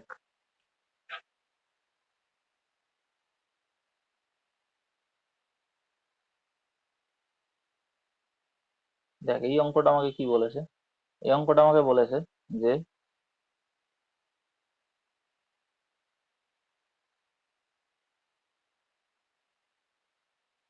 এক্স থেকে ওয়াই অবধি আমি একটা মানে এক্স ওয়াই অ্যাক্সিসে, এক্স ওয়াই প্লেনে আমি একটা পার্টিকেলকে 0,0 থেকে 4,4 পয়েন্ট অবধি নিয়ে গেছে, এবং সেই ফোর্সটা কি আমাকে বলে দিয়েছে, এবং তার জন্য আমি লিখতে পারি যে ডি ডাব্লিউ, ছোট্ট একটা ওয়ার্ক ডান, সেটা হয়ে যাচ্ছে এফ ডট ডিএস। সুতরাং টোটাল ওয়ার্ক ডানটা হয়ে যাবে ইন্টিগ্রেশন অফ ডি ডাব্লিউ, তার মানে হচ্ছে ইন্টিগ্রেশন অফ এফ অর্থাৎ x i cap plus x y j cap dot d s, x y প্লেনে d x i cap plus dy j cap. এখন এটাকে আমরা সেপারেট করে লিখতে পারি x d x plus x y d y. এখন যেখানে ডিএক্স রয়েছে সেখানে আমি লিমিট বসাতে পারি 0 থেকে 4, আর যেখানে ডি এক্স আর ওয়াই দুটোই রয়েছে সেখানে আমি লিমিট বসাবো 0 থেকে 0 আর 4 থেকে 4। এই ইন্টিগ্রেশনটা করলে তো আমার আগেও করে দেখেছি, এটা 8 উত্তর আসে, কিন্তু এই ইন্টিগ্রেশনটা যদি আমাকে করতে হয় এক্স ওয়াই ডিওয়াই 0 থেকে 0, 4 থেকে 4, এই ইন্টিগ্রেশনটা আমি করতে পারবো না। কেন করতে পারবো না? কারণ আমার ইন্টিগ্রেশনের যে ভ্যারিয়েবল সেটা হচ্ছে ওয়াই, কিন্তু ইন্টিগ্র্যান্ডের মধ্যে ওয়াই তো রয়েছে কিন্তু তার সাথে এক্স ও রয়েছে, এবং দুটো গুণ হিসাবে রয়েছে, ঠিক আছে, এক্স ও রয়েছে ওয়াই ও রয়েছে। তাহলে এই ইন্টিগ্রেশনটা কিন্তু আমরা can not B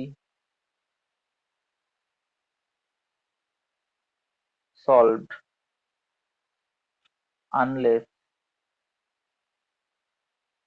a relation between x and y is given। ঠিক আছে, আর এক্স আর ওয়াই এর মধ্যে যে রিলেশন, অর্থাৎ y as a function of x, এই যে এক্স আর ওয়াই এর মধ্যে রিলেশন, এই রিলেশনটাকে কি বলা হয়? That is equation of path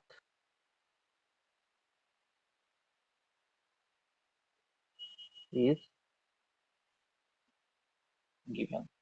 equation of path যদি আমাকে না দেয় তাহলে আমরা এই ইন্টিগ্রেশনটা করতে পারবো না। তার মানে আমরা কি বলতে পারি যে this work done is path dependent. ঠিক আছে, রাস্তার ওপর ডিপেন্ড করছে, so the given force is non conservative. ঠিক আছে, বুঝলি? আচ্ছা, এবার ধরা যাক আমি বলে দিলাম যে ও কি পথ বরাবর যাচ্ছে। ঠিক আছে, আমি বলে দিলাম যে let the particle is moving in straight line, সরল রেখা বরাবর যাচ্ছে, আমি বলে দিলাম। অর্থাৎ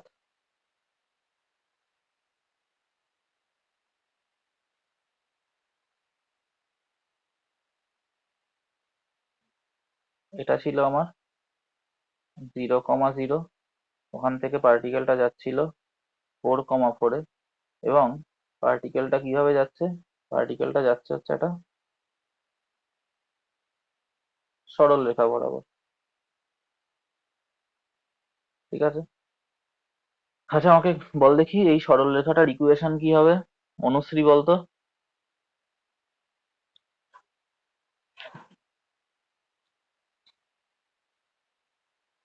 এই সরলরেখাটার ইকুয়েশন কি হবে?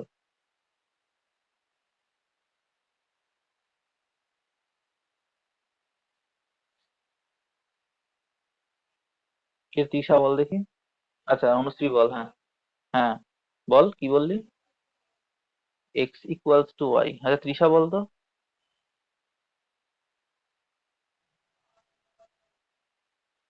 হ্যাঁ, ঠিক আছে, x equals to y, y equals to x, দুটোই ঠিক আছে। কিন্তু যখন আমরা মানে কোনো কিছুর এরকম ভাবে ইকুয়েশন চাই তখন আমরা y as a function of x বলি। দেখ এখানে আমরা বলেছি না, ওয়াই এক্স এর ফাংশন হিসাবে কি হবে? তার মানে এই পাথটার ইকুয়েশন আছে y is equals to x. ঠিক আছে। আচ্ছা এবার এর ওয়ার্ক ডানটা করে ফেল। কোশ্চেন তো সেমই, যে আমার যে ফোর্সটা রয়েছে সেই ফোর্সটা হচ্ছে x i cap plus x y j cap. ঠিক আছে। তাহলে এবার এবার এবার এটার অ্যান্সার দিয়ে দেখি।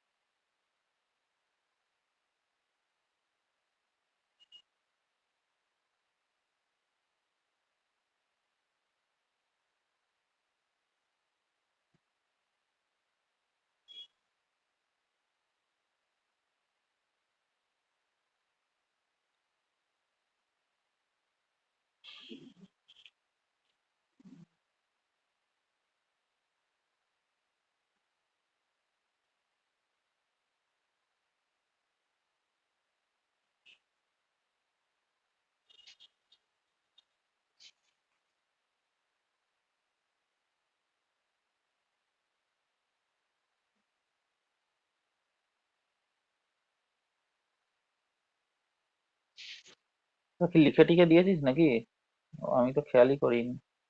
আচ্ছা লিখে দিলে আরেকবার লিখে দে দয়া করে। কত? 23.3 জুল? না ভুল হয়েছে। হ্যাঁ তাহলে ঠিক আছে।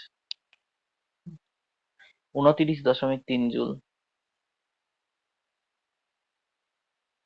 কি রে তৃষা, বেরিয়েছে তোর 29.3 জুল?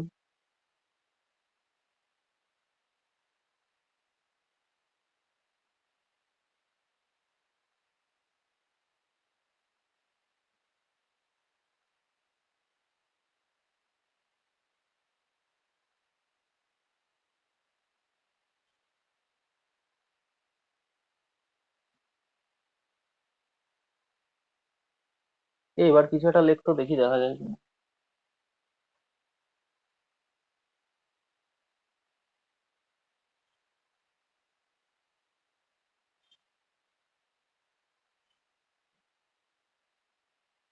ঠিক আছে, দেখা যাচ্ছে।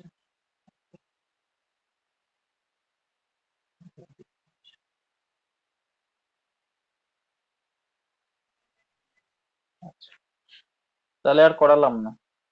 ঠিক আছে, মানে সোজা কথা হচ্ছে ওই ইন্টিগ্রেশনটা আমাকে করতে হতো, একটা তো আমার বেরিয়েই গেছিল, যে 8। আর ওই ইন্টিগ্রেশনটা আমাকে করতে হতো এক্স ওয়াই ডিওয়াই, যেটা ছিল 0 থেকে 4 অব্দি। এবার যেহেতু ওয়াই সমান সমান এক্স ছিল, তার মানে আমরা এর জায়গায় বসিয়ে দিতে পারতাম ওয়াই স্কোয়ার ডিওয়াই 0 থেকে 4। আর সেখান থেকে এরকম কিছু একটা বেরোতো যে y³/3, আর y³ মানে 4 এর কিউব, মানে 64/3। আর এখানে 8 ছিল, মানে দুটোকে যদি যোগ করে দিতাম তাহলে এটা মোটামুটি 29.3 এরকম হয়ে যাবে। আচ্ছা নেক্সট, সেম প্রশ্নই কর, সেম প্রশ্নই কর, কিন্তু কর হচ্ছে যে late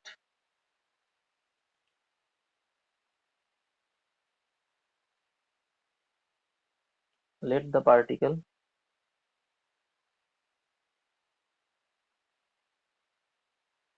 moving in a particle is moving in a parabolic path.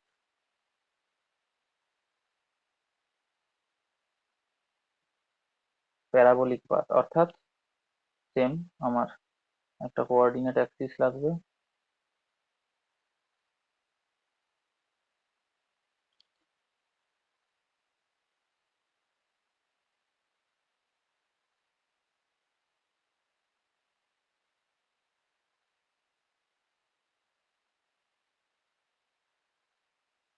এই 4,4, কিন্তু পার্টিকেলটা এবার স্ট্রেট লাইন বরাবর যাচ্ছে না, ও এরকম একটা প্যারাবোলিক পাথ বরাবর ও যাচ্ছে। আচ্ছা, এই প্যারাবোলার ইকুয়েশনটা আমি জানতে চাই তোদের থেকে।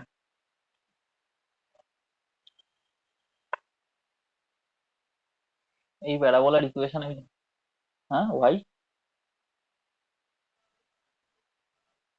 আচ্ছা অনুশ্রী বলছে y is equals to x square, তাহলে কি এক্স এ 4 বসালে ওয়াই 4 পাবো? এক্স এ 4 বসা, তাহলে 4 4 16, ওয়াই 16 পাচ্ছি, তাহলে হলো না তো?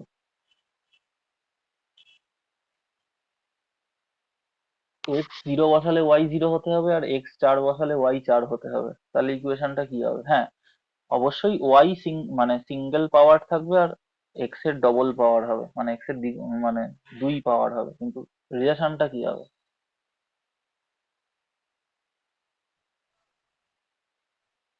শুনতে পেলাম না।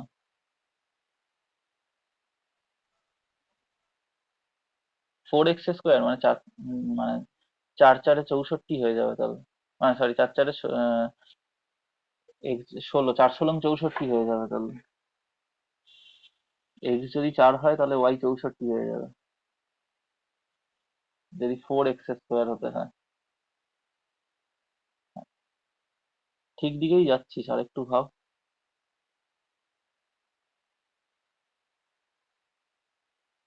এরকমই কিছু একটা হবে।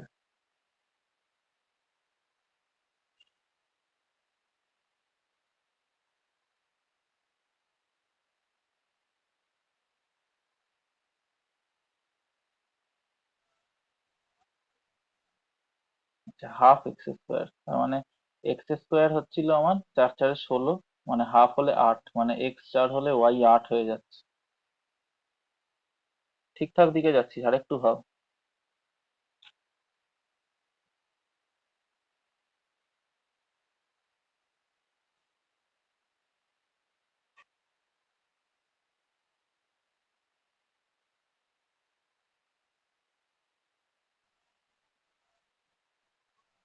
হুম, শিখাও কি সেটা বলতে গেছিলি?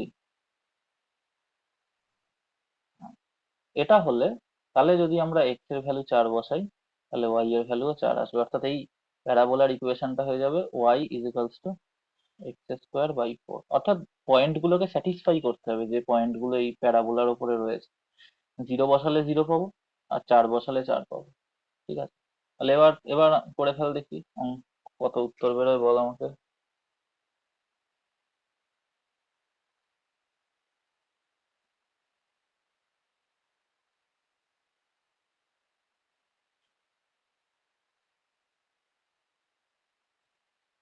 করিয়ে দেবো?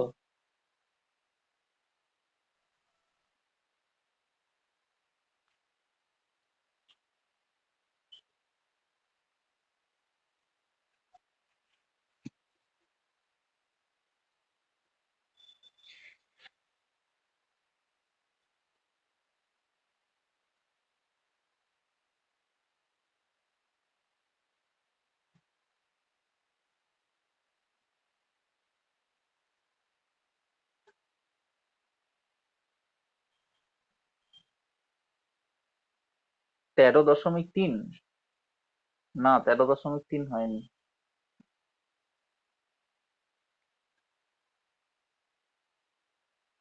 বেশি আসবে, আগেরটার থেকে বেশি আসবে। বেশি রাস্তা ঘুরিয়েছি না, বেশি রাস্তা ঘোরালে বেশি উত্তর আসবে। পাথ ডিপেন্ডেন্ট তো, রাস্তা বেশি ঘোরালে উত্তরও বেশি আসবে, মানে এরকম ব্যাপার নয়, মানে ওটা ব্যাপার নয়, কিন্তু বেশি আসবে যাই হোক।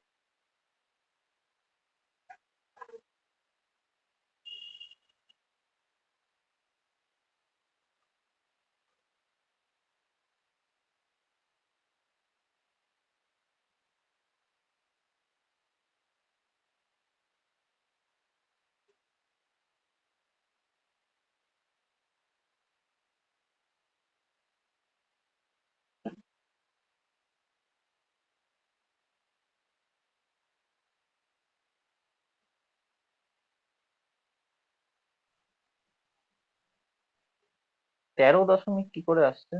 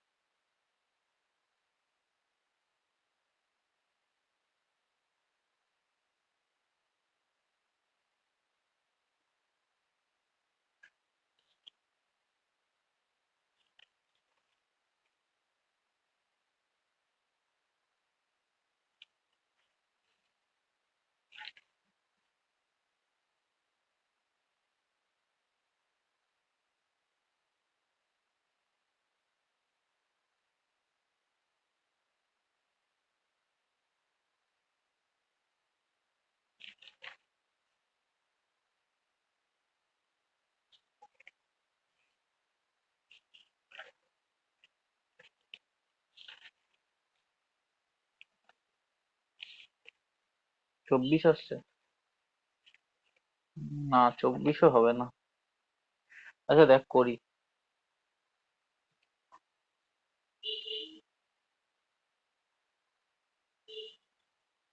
দেখ, ওয়ার্ক ডান তো আমাদের অলরেডি একটা বার করাই ছিল 8, বাকিটা আরেকটাকে নিয়ে হবে, এক্স ওয়াই ডিওয়াই। এবার আমরা জানি যে আমার ইকুয়েশন অনুযায়ী y equals to x square by 4, ঠিক আছে? তাহলে ওয়াই যদি এক্স স্কোয়ার বাই 4 হয়ে যায়, ডিওয়াই কি হবে? ডিওয়াই হয়ে যাবে 2 ইন্টু 1/4 ইন্টু এক্স ডিএক্স, তাই তো? ঠিক লিখছি? তার মানে ডিওয়াই হয়ে যাবে x/2 ডিএক্স। তাহলে 8 প্লাস 1/2 বাইরে চলে গেল, এক্স ইন্টু ওয়াই, ওয়াই কি ছিল? এক্স স্কোয়ার বাই 4, মানে 1/2 না, এক্স ইন্টু ওয়াই ছিল x square by 4 dy, dy কি ছিল? x/2 dx. তাহলে 8 প্লাস 1/8 ইন্টু x⁴ ডিএক্স, আর এক্স এর লিমিট হচ্ছে 0 to 4। তাহলে 8 প্লাস 1/8 ইন্টু ইন্টিগ্রেশন কি হয়ে যাবে, x⁵ মানে 1/5 ইন্টু x⁵, আর x⁵ এর লিমিট কোথা থেকে কোথা অব্দি থাকবে? 0 থেকে 4 অব্দি। তাহলে 8 প্লাস 1/8 মানে 1/40 ইন্টু,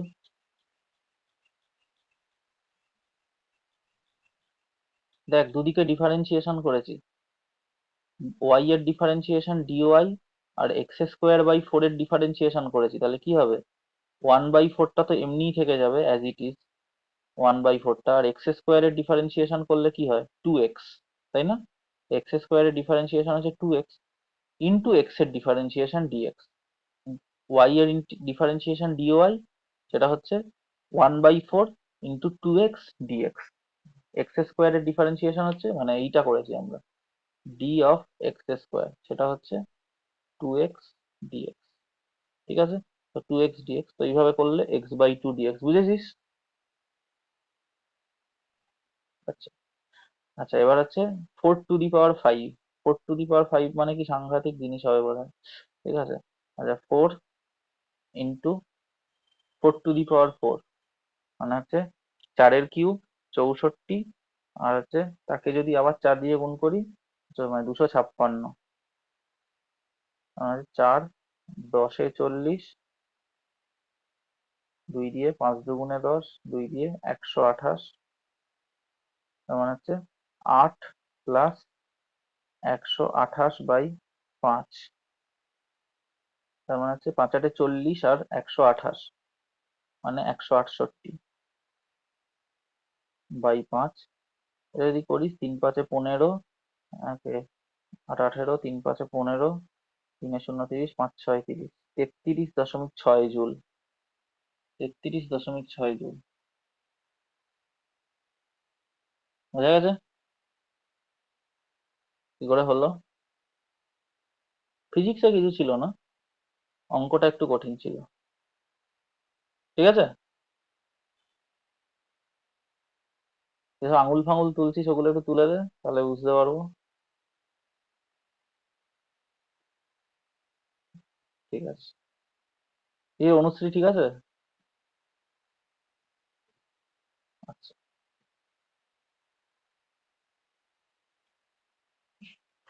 এই আঙুল তোলার সিস্টেমটা আমার নিজেরও জানা ছিল না। শোভন স্যারের কাছে পড়ে ধরে এক্সপার্ট হয়ে গেছে তো সবাই।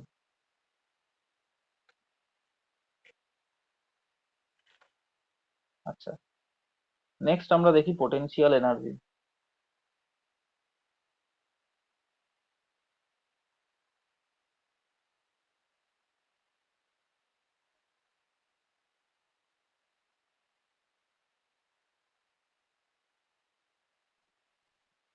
হ্যাঁ,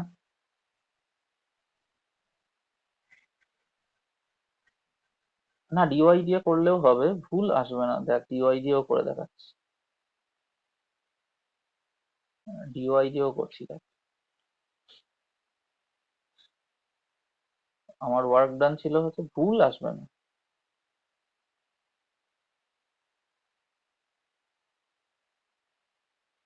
ডিওয়াই দিয়ে করতে গেলে আমার ইকুয়েশন কি ছিল? y = x² / 4, তাহলে x² হচ্ছে আমার 4y, তাহলে x হয়ে যাবে 2√y। ঠিক আছে, x হয়ে যাবে 2√y, তার মানে এটা কি আসছে 8 প্লাস, x এর জায়গায় কি লিখতে পারি? 2√y into y dy, y এর লিমিট 0 থেকে 4, তাহলে 8+2 বেরিয়ে গেল, ইন্টিগ্রেশনে কি পড়ে থাকলো? y × √y, মানে y × y টু দি পাওয়ার 1/2, মানে y⁵ dy ফ্রম 0 to 4। ঠিক আছে, 8+2 × y⁵ এর ইন্টিগ্রেশন কি হবে? y⁵ মানে y⁵ বাই 3/2 + 1 মানে 5/2, মানে 2/5 y⁵ তার মানে 2/5 ইন্টু y⁵5/2, যার লিমিট হচ্ছে 0 থেকে 4 অব্দি। ঠিক আছে, 8+4/5 ইন্টু ওয়াই এর জায়গায় যদি 4 বসাই, মানে ওয়াই এর জায়গায় যদি আমি আপার লিমিট তো 4, তাহলে 4⁵5/2। আচ্ছা, 4 মানে 2² ইন্টু 5/2 মানে 2 কেটে গেলে 2⁵5 মানে 32, 8+4/5 ইন্টু 32। ঠিক আছে, তাহলে 8+4=32 কত হয়? 128/5, সেই আবার একই চলে এলো, 168/5 মানে 33.6 জুল। বুঝলি? বুঝতে পেরেছি এটা? হুম। তোরা ভুলভাল করেছিলি ওই জন্য ভুলে। আচ্ছা, তাহলে আমরা ইয়ে দিয়ে দিই, দু একটা হোমওয়ার্ক দিয়ে দিই। যেমন ধরা যাক,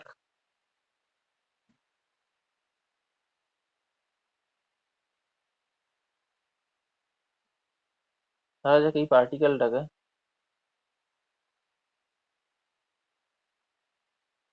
এরকম একটা পাথ বরাবর নিয়ে যাওয়া হলো।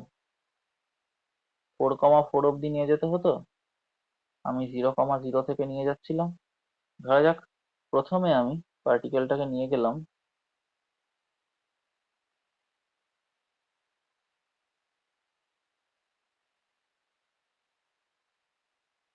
এই এই বরাবর, তারপর আমি এটাকে নিয়ে গেলাম এই বরাবর।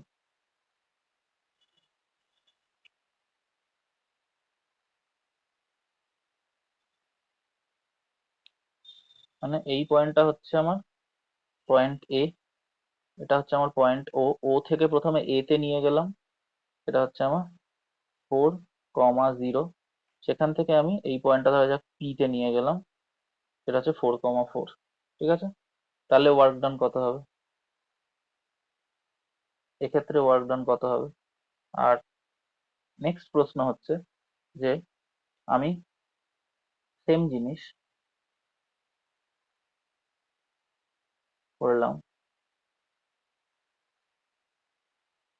যে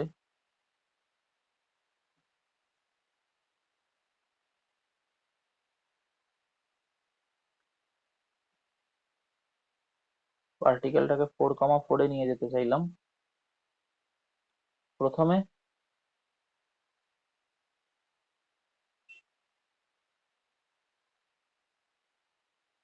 ওয়াই অক্ষ বরাবর নিয়ে গেলাম, তারপর এই বরাবর নিয়ে এলাম।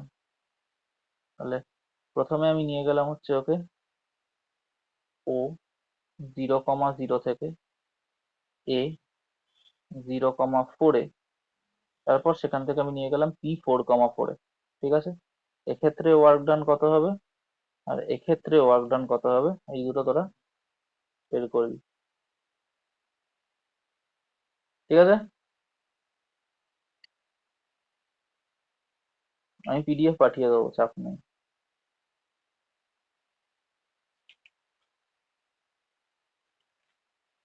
নেক্সট হচ্ছে পোটেনশিয়াল এনার্জি।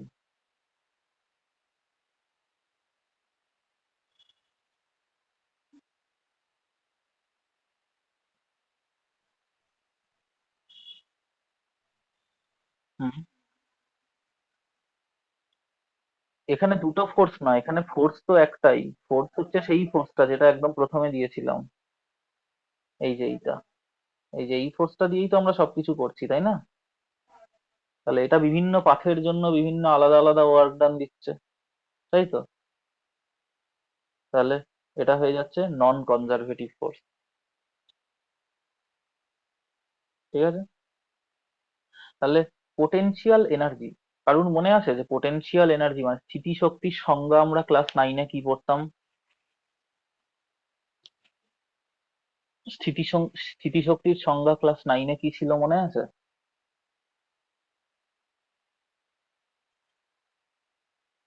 সব 9-এর জিনিসই কিন্তু পড়ছি, এক্সট্রা কিচ্ছু পড়ছি না। 9-এর স্থিতিশক্তির সংজ্ঞা ছিল যে কোনো বস্তুর আকার আকৃতি বা অবস্থান পরিবর্তনের জন্য বহিঃস্থ সংস্থাকে যে পরিমাণ কার্য করতে হয়, বা কোনো বস্তুর আকার আকৃতি বা অবস্থান পরিবর্তনের জন্য ওই বস্তুর কার্য করার যে সামর্থ্য থাকে, তাকে বলা হয় স্থিতিশক্তি। কোনো বস্তুর আকার আকৃতি বা অবস্থান পরিবর্তনের জন্য ওই বস্তুর যে সামর্থ্য, মানে অবস্থার পরিবর্তনের জন্য যে কার্য করার সামর্থ্য কোনো বস্তুর মধ্যে থাকে, তাকেই আমরা বলতাম হচ্ছে স্থিতিশক্তি। 11-এও আমরা তাই বলবো, এক্সট্রা কিচ্ছু বলবো না, সেম জিনিস।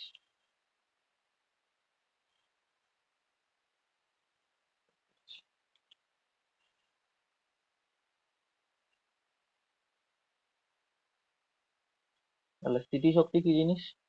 It is energy by virtue of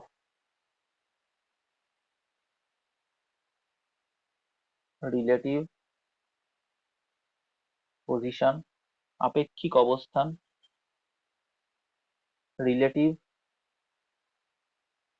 orientation, ও কি রকম ভাবে রয়েছে, রিলেটিভ কনফিগারেশন। ঠিক আছে, এই এনার্জিটা কোনো বস্তুর অবস্থা, অরিয়েন্টেশন, কনফিগারেশন এসবের ওপর ভিত্তি করে আমরা এই এনার্জিটাকে ডিফাইন করি। আর আমরা আগেই দেখলাম যে এটা শুধুমাত্র কনজারভেটিভ ফোর্সের জন্যই হয় potential energy. It is defined only for conservative forces, এটা শুধুমাত্র কনজারভেটিভ ফোর্সের জন্যই হয়। আর থার্ড কি দেখেছিলাম, any work done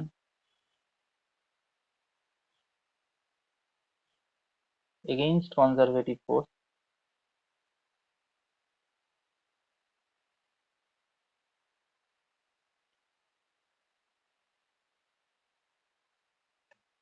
will get stored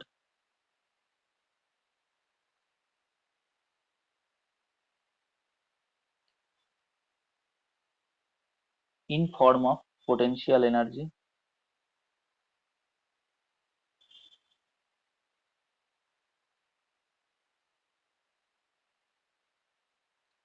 any work done against conservative force, conservative ফোর্সের বিরুদ্ধে যে কোনো ওয়ার্ক ডান, যে কোনো কার্য সিস্টেমের মধ্যে স্থিতিশক্তি রূপে সঞ্চিত হবে।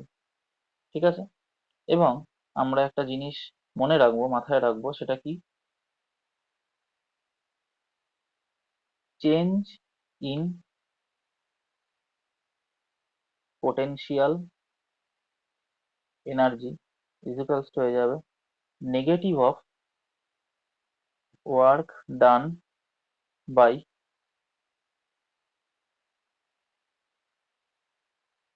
Conservative forces.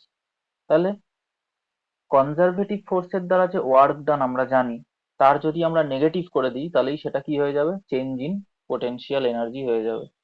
ঠিক আছে, তাহলে চেঞ্জ ইন পোটেনশিয়াল এনার্জি, যেটাকে আমরা ডেল্টা ইউ বলতে পারি, সেটা কি হয়ে যাবে, negative of work done by conservative forces, W conservative force, বা খুব ছোট্ট চেঞ্জ ইন পোটেনশিয়াল এনার্জি, সেটা হয়ে যাবে খুব ছোট্ট work done by conservative force. ঠিক আছে,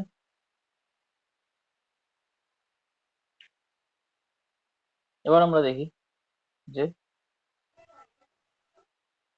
এটা মাইনাসই হয়। ঠিক আছে, এটা মাইনাস কেন হলো তার উত্তর এখন আপাতত জানা যাবে না। ঠিক আছে, এটা মাইনাসই হয়। ঠিক আছে, আমরা মানে যে ওয়ার্ক ডানটা করি, কনজারভেটিভ মানে কনজারভেটিভ ফোর্সের যে ওয়ার্ক ডানটা হয়, সেটাই সিস্টেমের মধ্যে পোটেনশিয়াল এনার্জি রূপে সঞ্চিত হয় এবং মাইনাস হিসাবে সঞ্চিত হয়। ঠিক আছে, মানে কনজারভেটিভ ফোর্সের ওয়ার্ক ডান যদি হয় প্লাস ডাব্লিউ, তাহলে সিস্টেমের পোটেনশিয়াল এনার্জি চেঞ্জ হবে মাইনাস ডাব্লিউ। ঠিক আছে, বা কনজারভেটিভ ফোর্সের ওয়ার্ক ডান যদি হয় মাইনাস ডাব্লিউ, তাহলে চেঞ্জ ইন পোটেনশিয়াল এনার্জি সিস্টেমের হয়ে যাবে প্লাস ডাব্লিউ। ঠিক আছে, মানে সোজা কথা হচ্ছে যে কোনো সিস্টেমের যে কনজারভেটিভ ফোর্স, সেই কনজারভেটিভ ফোর্সটা যদি আহ কোনো কিছু ওয়ার্ক ডান করে, ধরে যাক একটা সিস্টেম রয়েছে, সিস্টেমটা কোনো ওয়ার্ক ডান করলো, তাহলে সেই সিস্টেমের এনার্জি কমে যাবে না? তো সিস্টেমের এনার্জি কমে যাবে মানে কি, পোটেনশিয়াল এনার্জি কমে গেল। আবার ধর এরকম যে সিস্টেমটার উপর বাইরে থেকে কেউ ওয়ার্ক করলো, ঠিক আছে, তাহলে সিস্টেমের এনার্জি বেড়ে যাবে, মানে ওয়ার্ক ডান হলো বাইরে থেকে কিন্তু চেঞ্জ হলো পোটেনশিয়াল এনার্জির পজিটিভ। মানে কনজারভেটিভ ফোর্সের ওয়ার্ক ডান যেটা হবে, পোটেনশিয়াল এনার্জি তার ঠিক তার উল্টো হবে, মানে অপোজিট সাইনে হবে। ঠিক আছে, এটা আমরা দেখবো। যেমন ধরা যাক আহ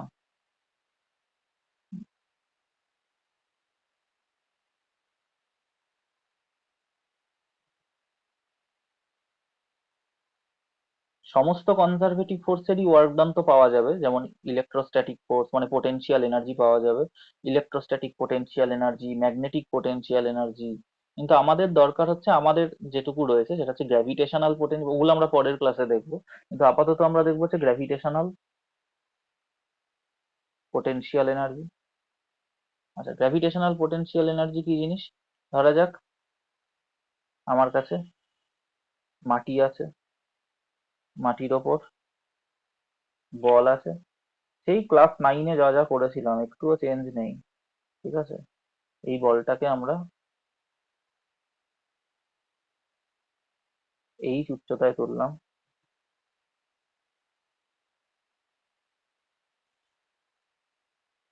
তাহলে বলটাকে পৃথিবী নিচের দিকে টানছিল গ্র্যাভিটেশনাল ফোর্স mg দিয়ে, এবং এবং বলটা কোথায় উঠছে? ওপরে উঠছে। তাহলে আমাকে বল যে এই যে ওপরে উঠছে ভরের বলটা, তাহলে এই বলটাতে work done by conservative force এখানে কি? কনজারভেটিভ ফোর্স হচ্ছে এখানে গ্র্যাভিটেশনাল ফোর্স। তাহলে গ্র্যাভিটেশনাল ফোর্সের গ্র্যাভিটির ওয়ার্ক কত এই বলটাকে এই উচ্চতায় তুলতে গেলে? Minus mgh। এক্সটার্নাল এজেন্টের ওয়ার্ক ডান হচ্ছে প্লাস mgh, কিন্তু গ্র্যাভিটির ওয়ার্ক ডান কিন্তু মাইনাস mgh। আর আমরা যেহেতু কনজারভেটিভ ফোর্সের ওয়ার্ক ডান চাই পোটেনশিয়াল এনার্জি বের করতে গেলে, সেই জন্য আমরা গ্র্যাভিটির ওয়ার্ক ডান চাইছি। ঠিক আছে। আচ্ছা, এবার আমরা জানি যে চেঞ্জ ইন পোটেনশিয়াল এনার্জি সেটা হয়ে যায় হচ্ছে minus work done by conservative force, তাহলে সেটা এখানে হয়ে যাবে minus work done by gravity, তাহলে সেটা এখানে হয়ে যাবে মাইনাস mgh।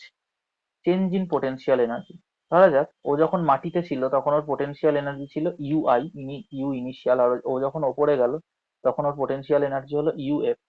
বলে U final minus U initial সেটা হয়ে যাবে এম জিএইচ। তাহলে ইউ ফাইনাল হয়ে যাবে U initial plus m g h. ঠিক আছে, এবার ধরা যাক ওর মাটিতে পোটেনশিয়াল এনার্জিকে আমি ধরে নিলাম 0, তাহলে ওর ওপরে পোটেনশিয়াল এনার্জি কত হয়ে যাবে? mgh। ধরা যাক ওর মাটিতে পোটেনশিয়াল এনার্জি আমি ধরে নিলাম কিছু একটা a, তাহলে ওর ওপরে পোটেনশিয়াল এনার্জি কত হয়ে যাবে? a plus mgh।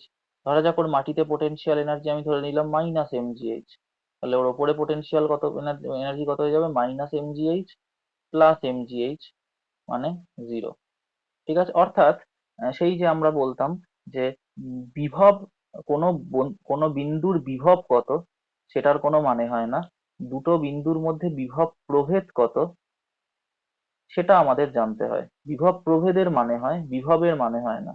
ঠিক আছে, বা আমরা যেরকম বলতাম যে একটা লোক যদি একটা বাড়ির ছাদের ওপর দাঁড়িয়ে থাকে, তাহলে তার, যদি আমি বলি তার মাথার হাইট কত, তাহলে মাথার হাইট কোথা থেকে মাপবো? পা থেকে মাপবো, বাড়ির একতলা থেকে মাপবো, নাকি একেবারে মাটি থেকে মাপবো, নাকি পৃথিবীর কেন্দ্র থেকে মাপবো, নাকি ওপরে মহাকাশে কোনো একটা জায়গা থেকে মাপবো মাথার হাইট? যে জায়গা থেকে মাপবো মাথার হাইট আলাদা আলাদা আসবে। তার মানে মাথার হাইট, কোনো বিন্দুর হাইট বলে কোনো জিনিস হয় না। যেটা হয় সেটা হচ্ছে ওর মাথার হাইট এবং ওর পায়ের হাইটের ডিফারেন্স কত। ঠিক আছে, তাহলে করে বস্তুর মানে ব্যক্তিটার অ্যাকচুয়াল হাইট বেরোবে। তো মানে হাইট হোক বা বিভব হোক, পোটেনশিয়াল বা পোটেনশিয়াল এনার্জি যাই হোক না কেন, সেটা কিন্তু কোনো বিন্দুতে কত হয় তার সেটা কোনো গুরুত্ব থাকে না। গুরুত্ব যেটা থাকে সেটা হচ্ছে দুটো বিন্দুর মধ্যে বিয়োগফল কত হয়। মানে এক্ষেত্রে ওপরের পোটেনশিয়াল এনার্জি ইউএফ আর নিচের পোটেনশিয়াল এনার্জি ইউআই, এই দুটোর বিয়োগফল হচ্ছে আমার mgh। ঠিক আছে, এটার ভ্যালু রয়েছে। তো আমি যদি নিচেরটাকে 0 ধরি তাহলে ওপরে প্লাস mgh হবে, আমি যদি নিচেরটাকে a ধরি তাহলে ওপরে a প্লাস mgh হবে, আমি যদি নিচেরটাকে মাইনাস mgh ধরি তাহলে ওপরেরটাতে minus mgh plus mgh equal to 0 হবে। প্রশ্ন হচ্ছে আমি কোনটায় কখন ধরবো, সেটা আমার কনভেনিয়েন্স অনুযায়ী ডিপেন্ড করবে আমি কোন পয়েন্টের পোটেনশিয়াল এনার্জিটাকে 0 ধরবো। যে পয়েন্টের পোটেনশিয়াল এনার্জিকে 0 ধরা হয় সেই পয়েন্টটাকে বলা হয় রেফারেন্স পয়েন্ট। ঠিক আছে,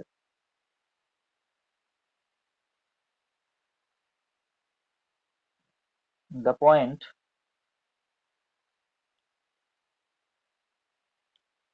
at which we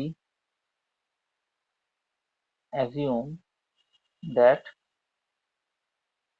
potential energy U is equals to 0, that is called reference point. Reference point, যেমন আমরা যদি এই বলটা যখন এখানে ছিল, মাটিতে ছিল, এই মাটিটাকে যদি আমরা রেফারেন্স পয়েন্ট বলি, রেফারেন্স ফ্রেম বলি বা রেফারেন্স পয়েন্ট বলি, তাহলে আমরা এখানে পোটেনশিয়াল এনার্জিকে জিরো ধরছি। সাধারণত মাটিতে পোটেনশিয়াল এনার্জিকে জিরো ধরে নেওয়া হয়, ঠিক আছে। আর ওপরে যে যখন আমরা তুলছিলাম, তাহলে তার পোটেনশিয়াল এনার্জি কি হয়ে যাচ্ছিল, 0 প্লাস mgh, মানে mgh। আবার আমরা জানতাম যে যখন কোনো একটা চার্জ প্লাস কিউ থাকে আমার কাছে, আমরা সেইখানে যখন একটা অন্য চার্জ স্মল কিউ কে আনি, কোথা থেকে আনি সেই চার্জটাকে আমরা অসীম থেকে আনি। অসীম থেকে আনি, কেন অসীম থেকে আনি জানিস? কারণ অসীমে ধরে নেওয়া হয় কোনো একটা চার্জের পোটেনশিয়াল এনার্জি শূন্য। মানে এই চার্জটার, মানে কোনো একটা চার্জের পোটেনশিয়াল এনার্জি আমরা অসীমে শূন্য ধরে নিই, কারণ এখানে অসীম হচ্ছে রেফারেন্স পয়েন্ট। গ্র্যাভিটেশনাল এনার্জির ক্ষেত্রে মাটিকে সাধারণত রেফারেন্স পয়েন্ট ধরা হয়, যদি অন্য কিছু না মেনশন থাকে বা আমাদের অঙ্কে আলাদা কিছু না প্রয়োজন পড়ে। আর ইলেকট্রোস্ট্যাটিকের ক্ষেত্রে ইনফাইনাইট, অসীম দূরত্বের পোটেনশিয়াল এনার্জিকে জিরো ধরে নেওয়া হয়, সেই কারণে আমরা সবসময় অসীম থেকে কোনো একটা বিন্দুতে নিয়ে আসি। অসীম থেকে কোনো একটা বিন্দুতে আমরা কোনো জিনিসকে নিয়ে আসি, ঠিক আছে। আচ্ছা, নেক্সট হচ্ছে, ধরা যাক, আচ্ছা স্কুল যাবি তো, আর পড়াবো? ঠিক আছে, তাহলে আর পড়াবো কি?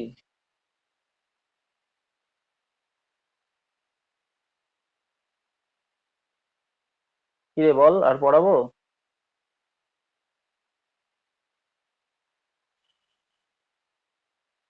আঙুল ফাঙুল তুলে দে দরকার হলে, আর নয়তো থামস ডাউন দিয়ে দে, যদি না পড়াতে হয়।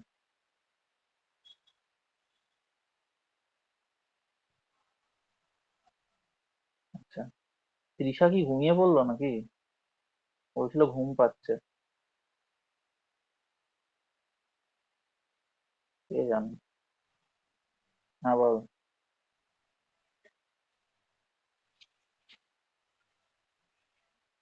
হুম।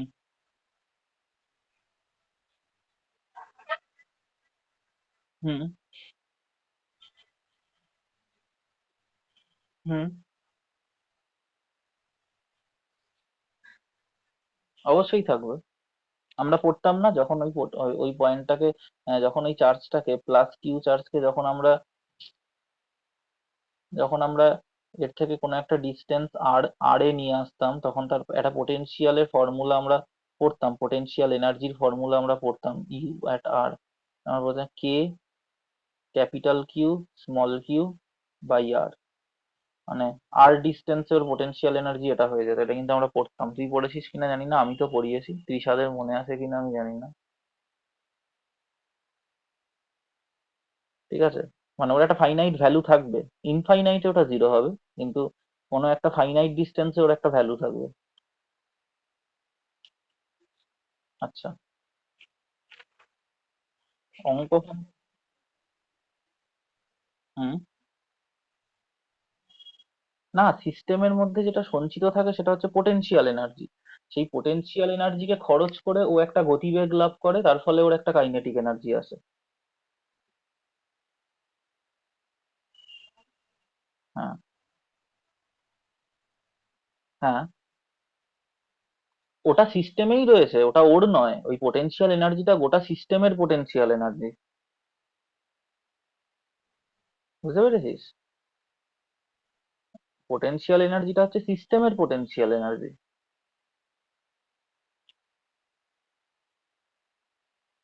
Spring potential energy. ধরা যাক একটা স্প্রিং রয়েছে আমার কাছে,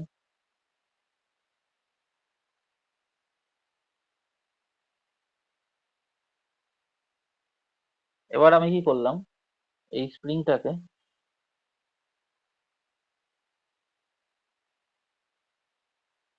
একটু হয়ে যাচ্ছে, এই স্প্রিংটাকে একটু এক্সটেন্ড করে দিলাম। কতটা? স্প্রিংটা আগে ছিল এখানে, এখন স্প্রিংটা চলে গেছে এইখানে। ওকে আমি এক্সটেন্ড করে দিয়েছি এক্স ডিস্টেন্স, ঠিক আছে? যখনই আমি স্প্রিংটাকে এক্স ডিস্টেন্স এক্সটেনশন দিয়েছি, তখন স্প্রিং ফোর্স হচ্ছে এদিকে, এক্সটেনশন ছিল উল্টো দিকে, আর স্প্রিং ফোর্স ছিল উল্টো দিকে, মানে দুটোর মধ্যে অ্যাঙ্গেল হচ্ছে, মানে ডিসপ্লেসমেন্ট এবং ফোর্সের মধ্যে অ্যাঙ্গেল হচ্ছে 180 ডিগ্রি। এবং যে সেক্ষেত্রে আমরা দেখেছিলাম যে আহ, যেটা আমার work done by the conservative force, এখানে কনজারভেটিভ ফোর্সটা কি? Spring force. স্প্রিং ফোর্স কত হয়? Half minus half k x square. Work done by the conservative force অর্থাৎ work done by the spring force হয়ে যায় হাফ কে এক্স স্কোয়ার। ধরা যাক ও যখন ইনিশিয়াল পয়েন্টে ছিল তখন ওর পোটেনশিয়াল এনার্জি ছিল ইউআই, আর ও যখন ফাইনাল পয়েন্টে গেল তখন ওর পোটেনশিয়াল এনার্জি হয়ে গেল ইউএফ। তাহলে আমরা কি লিখতে পারি? Change in potential energy equals to কি হবে? Minus of work done by conservative force equals to minus of work done by spring force. তার মানে U final minus U initial equals to কি হয়ে যাবে? Minus of minus half k x square. তার মানে U final হয়ে যাবে U initial plus half k x square, ঠিক আছে?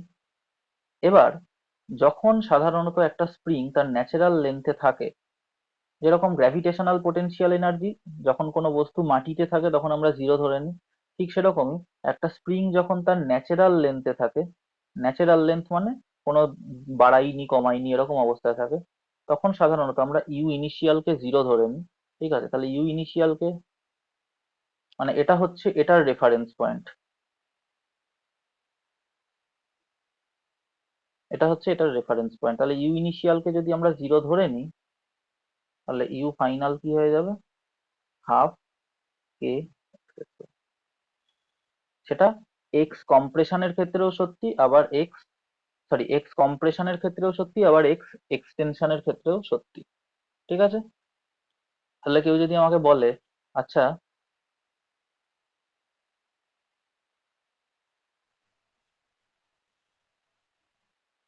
ওটা তো আমরা করেছিলাম সেই মনে আছে, কেন মাইনাস হাফ হলো? দেখ, যে স্প্রিং ফোর্স ছিল এদিকে, স্প্রিং ফোর্স ছিল এদিকে, ঠিক আছে? মানে স্প্রিং ফোর্স এদিকে ছিল, আর ডিসপ্লেসমেন্ট এদিকে ছিল। স্প্রিং ফোর্স এদিকে, ডিসপ্লেসমেন্ট এদিকে, দুটোর মধ্যে অ্যাঙ্গেল কত ছিল? 180 ডিগ্রি।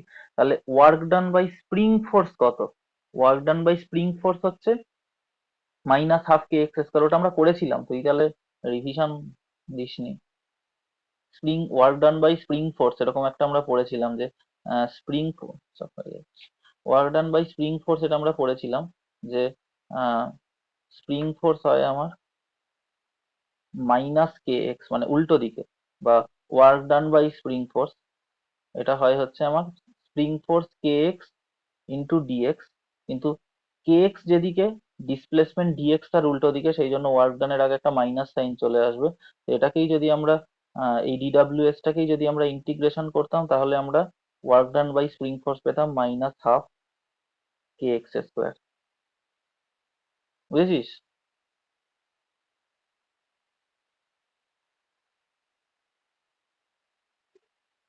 আচ্ছা,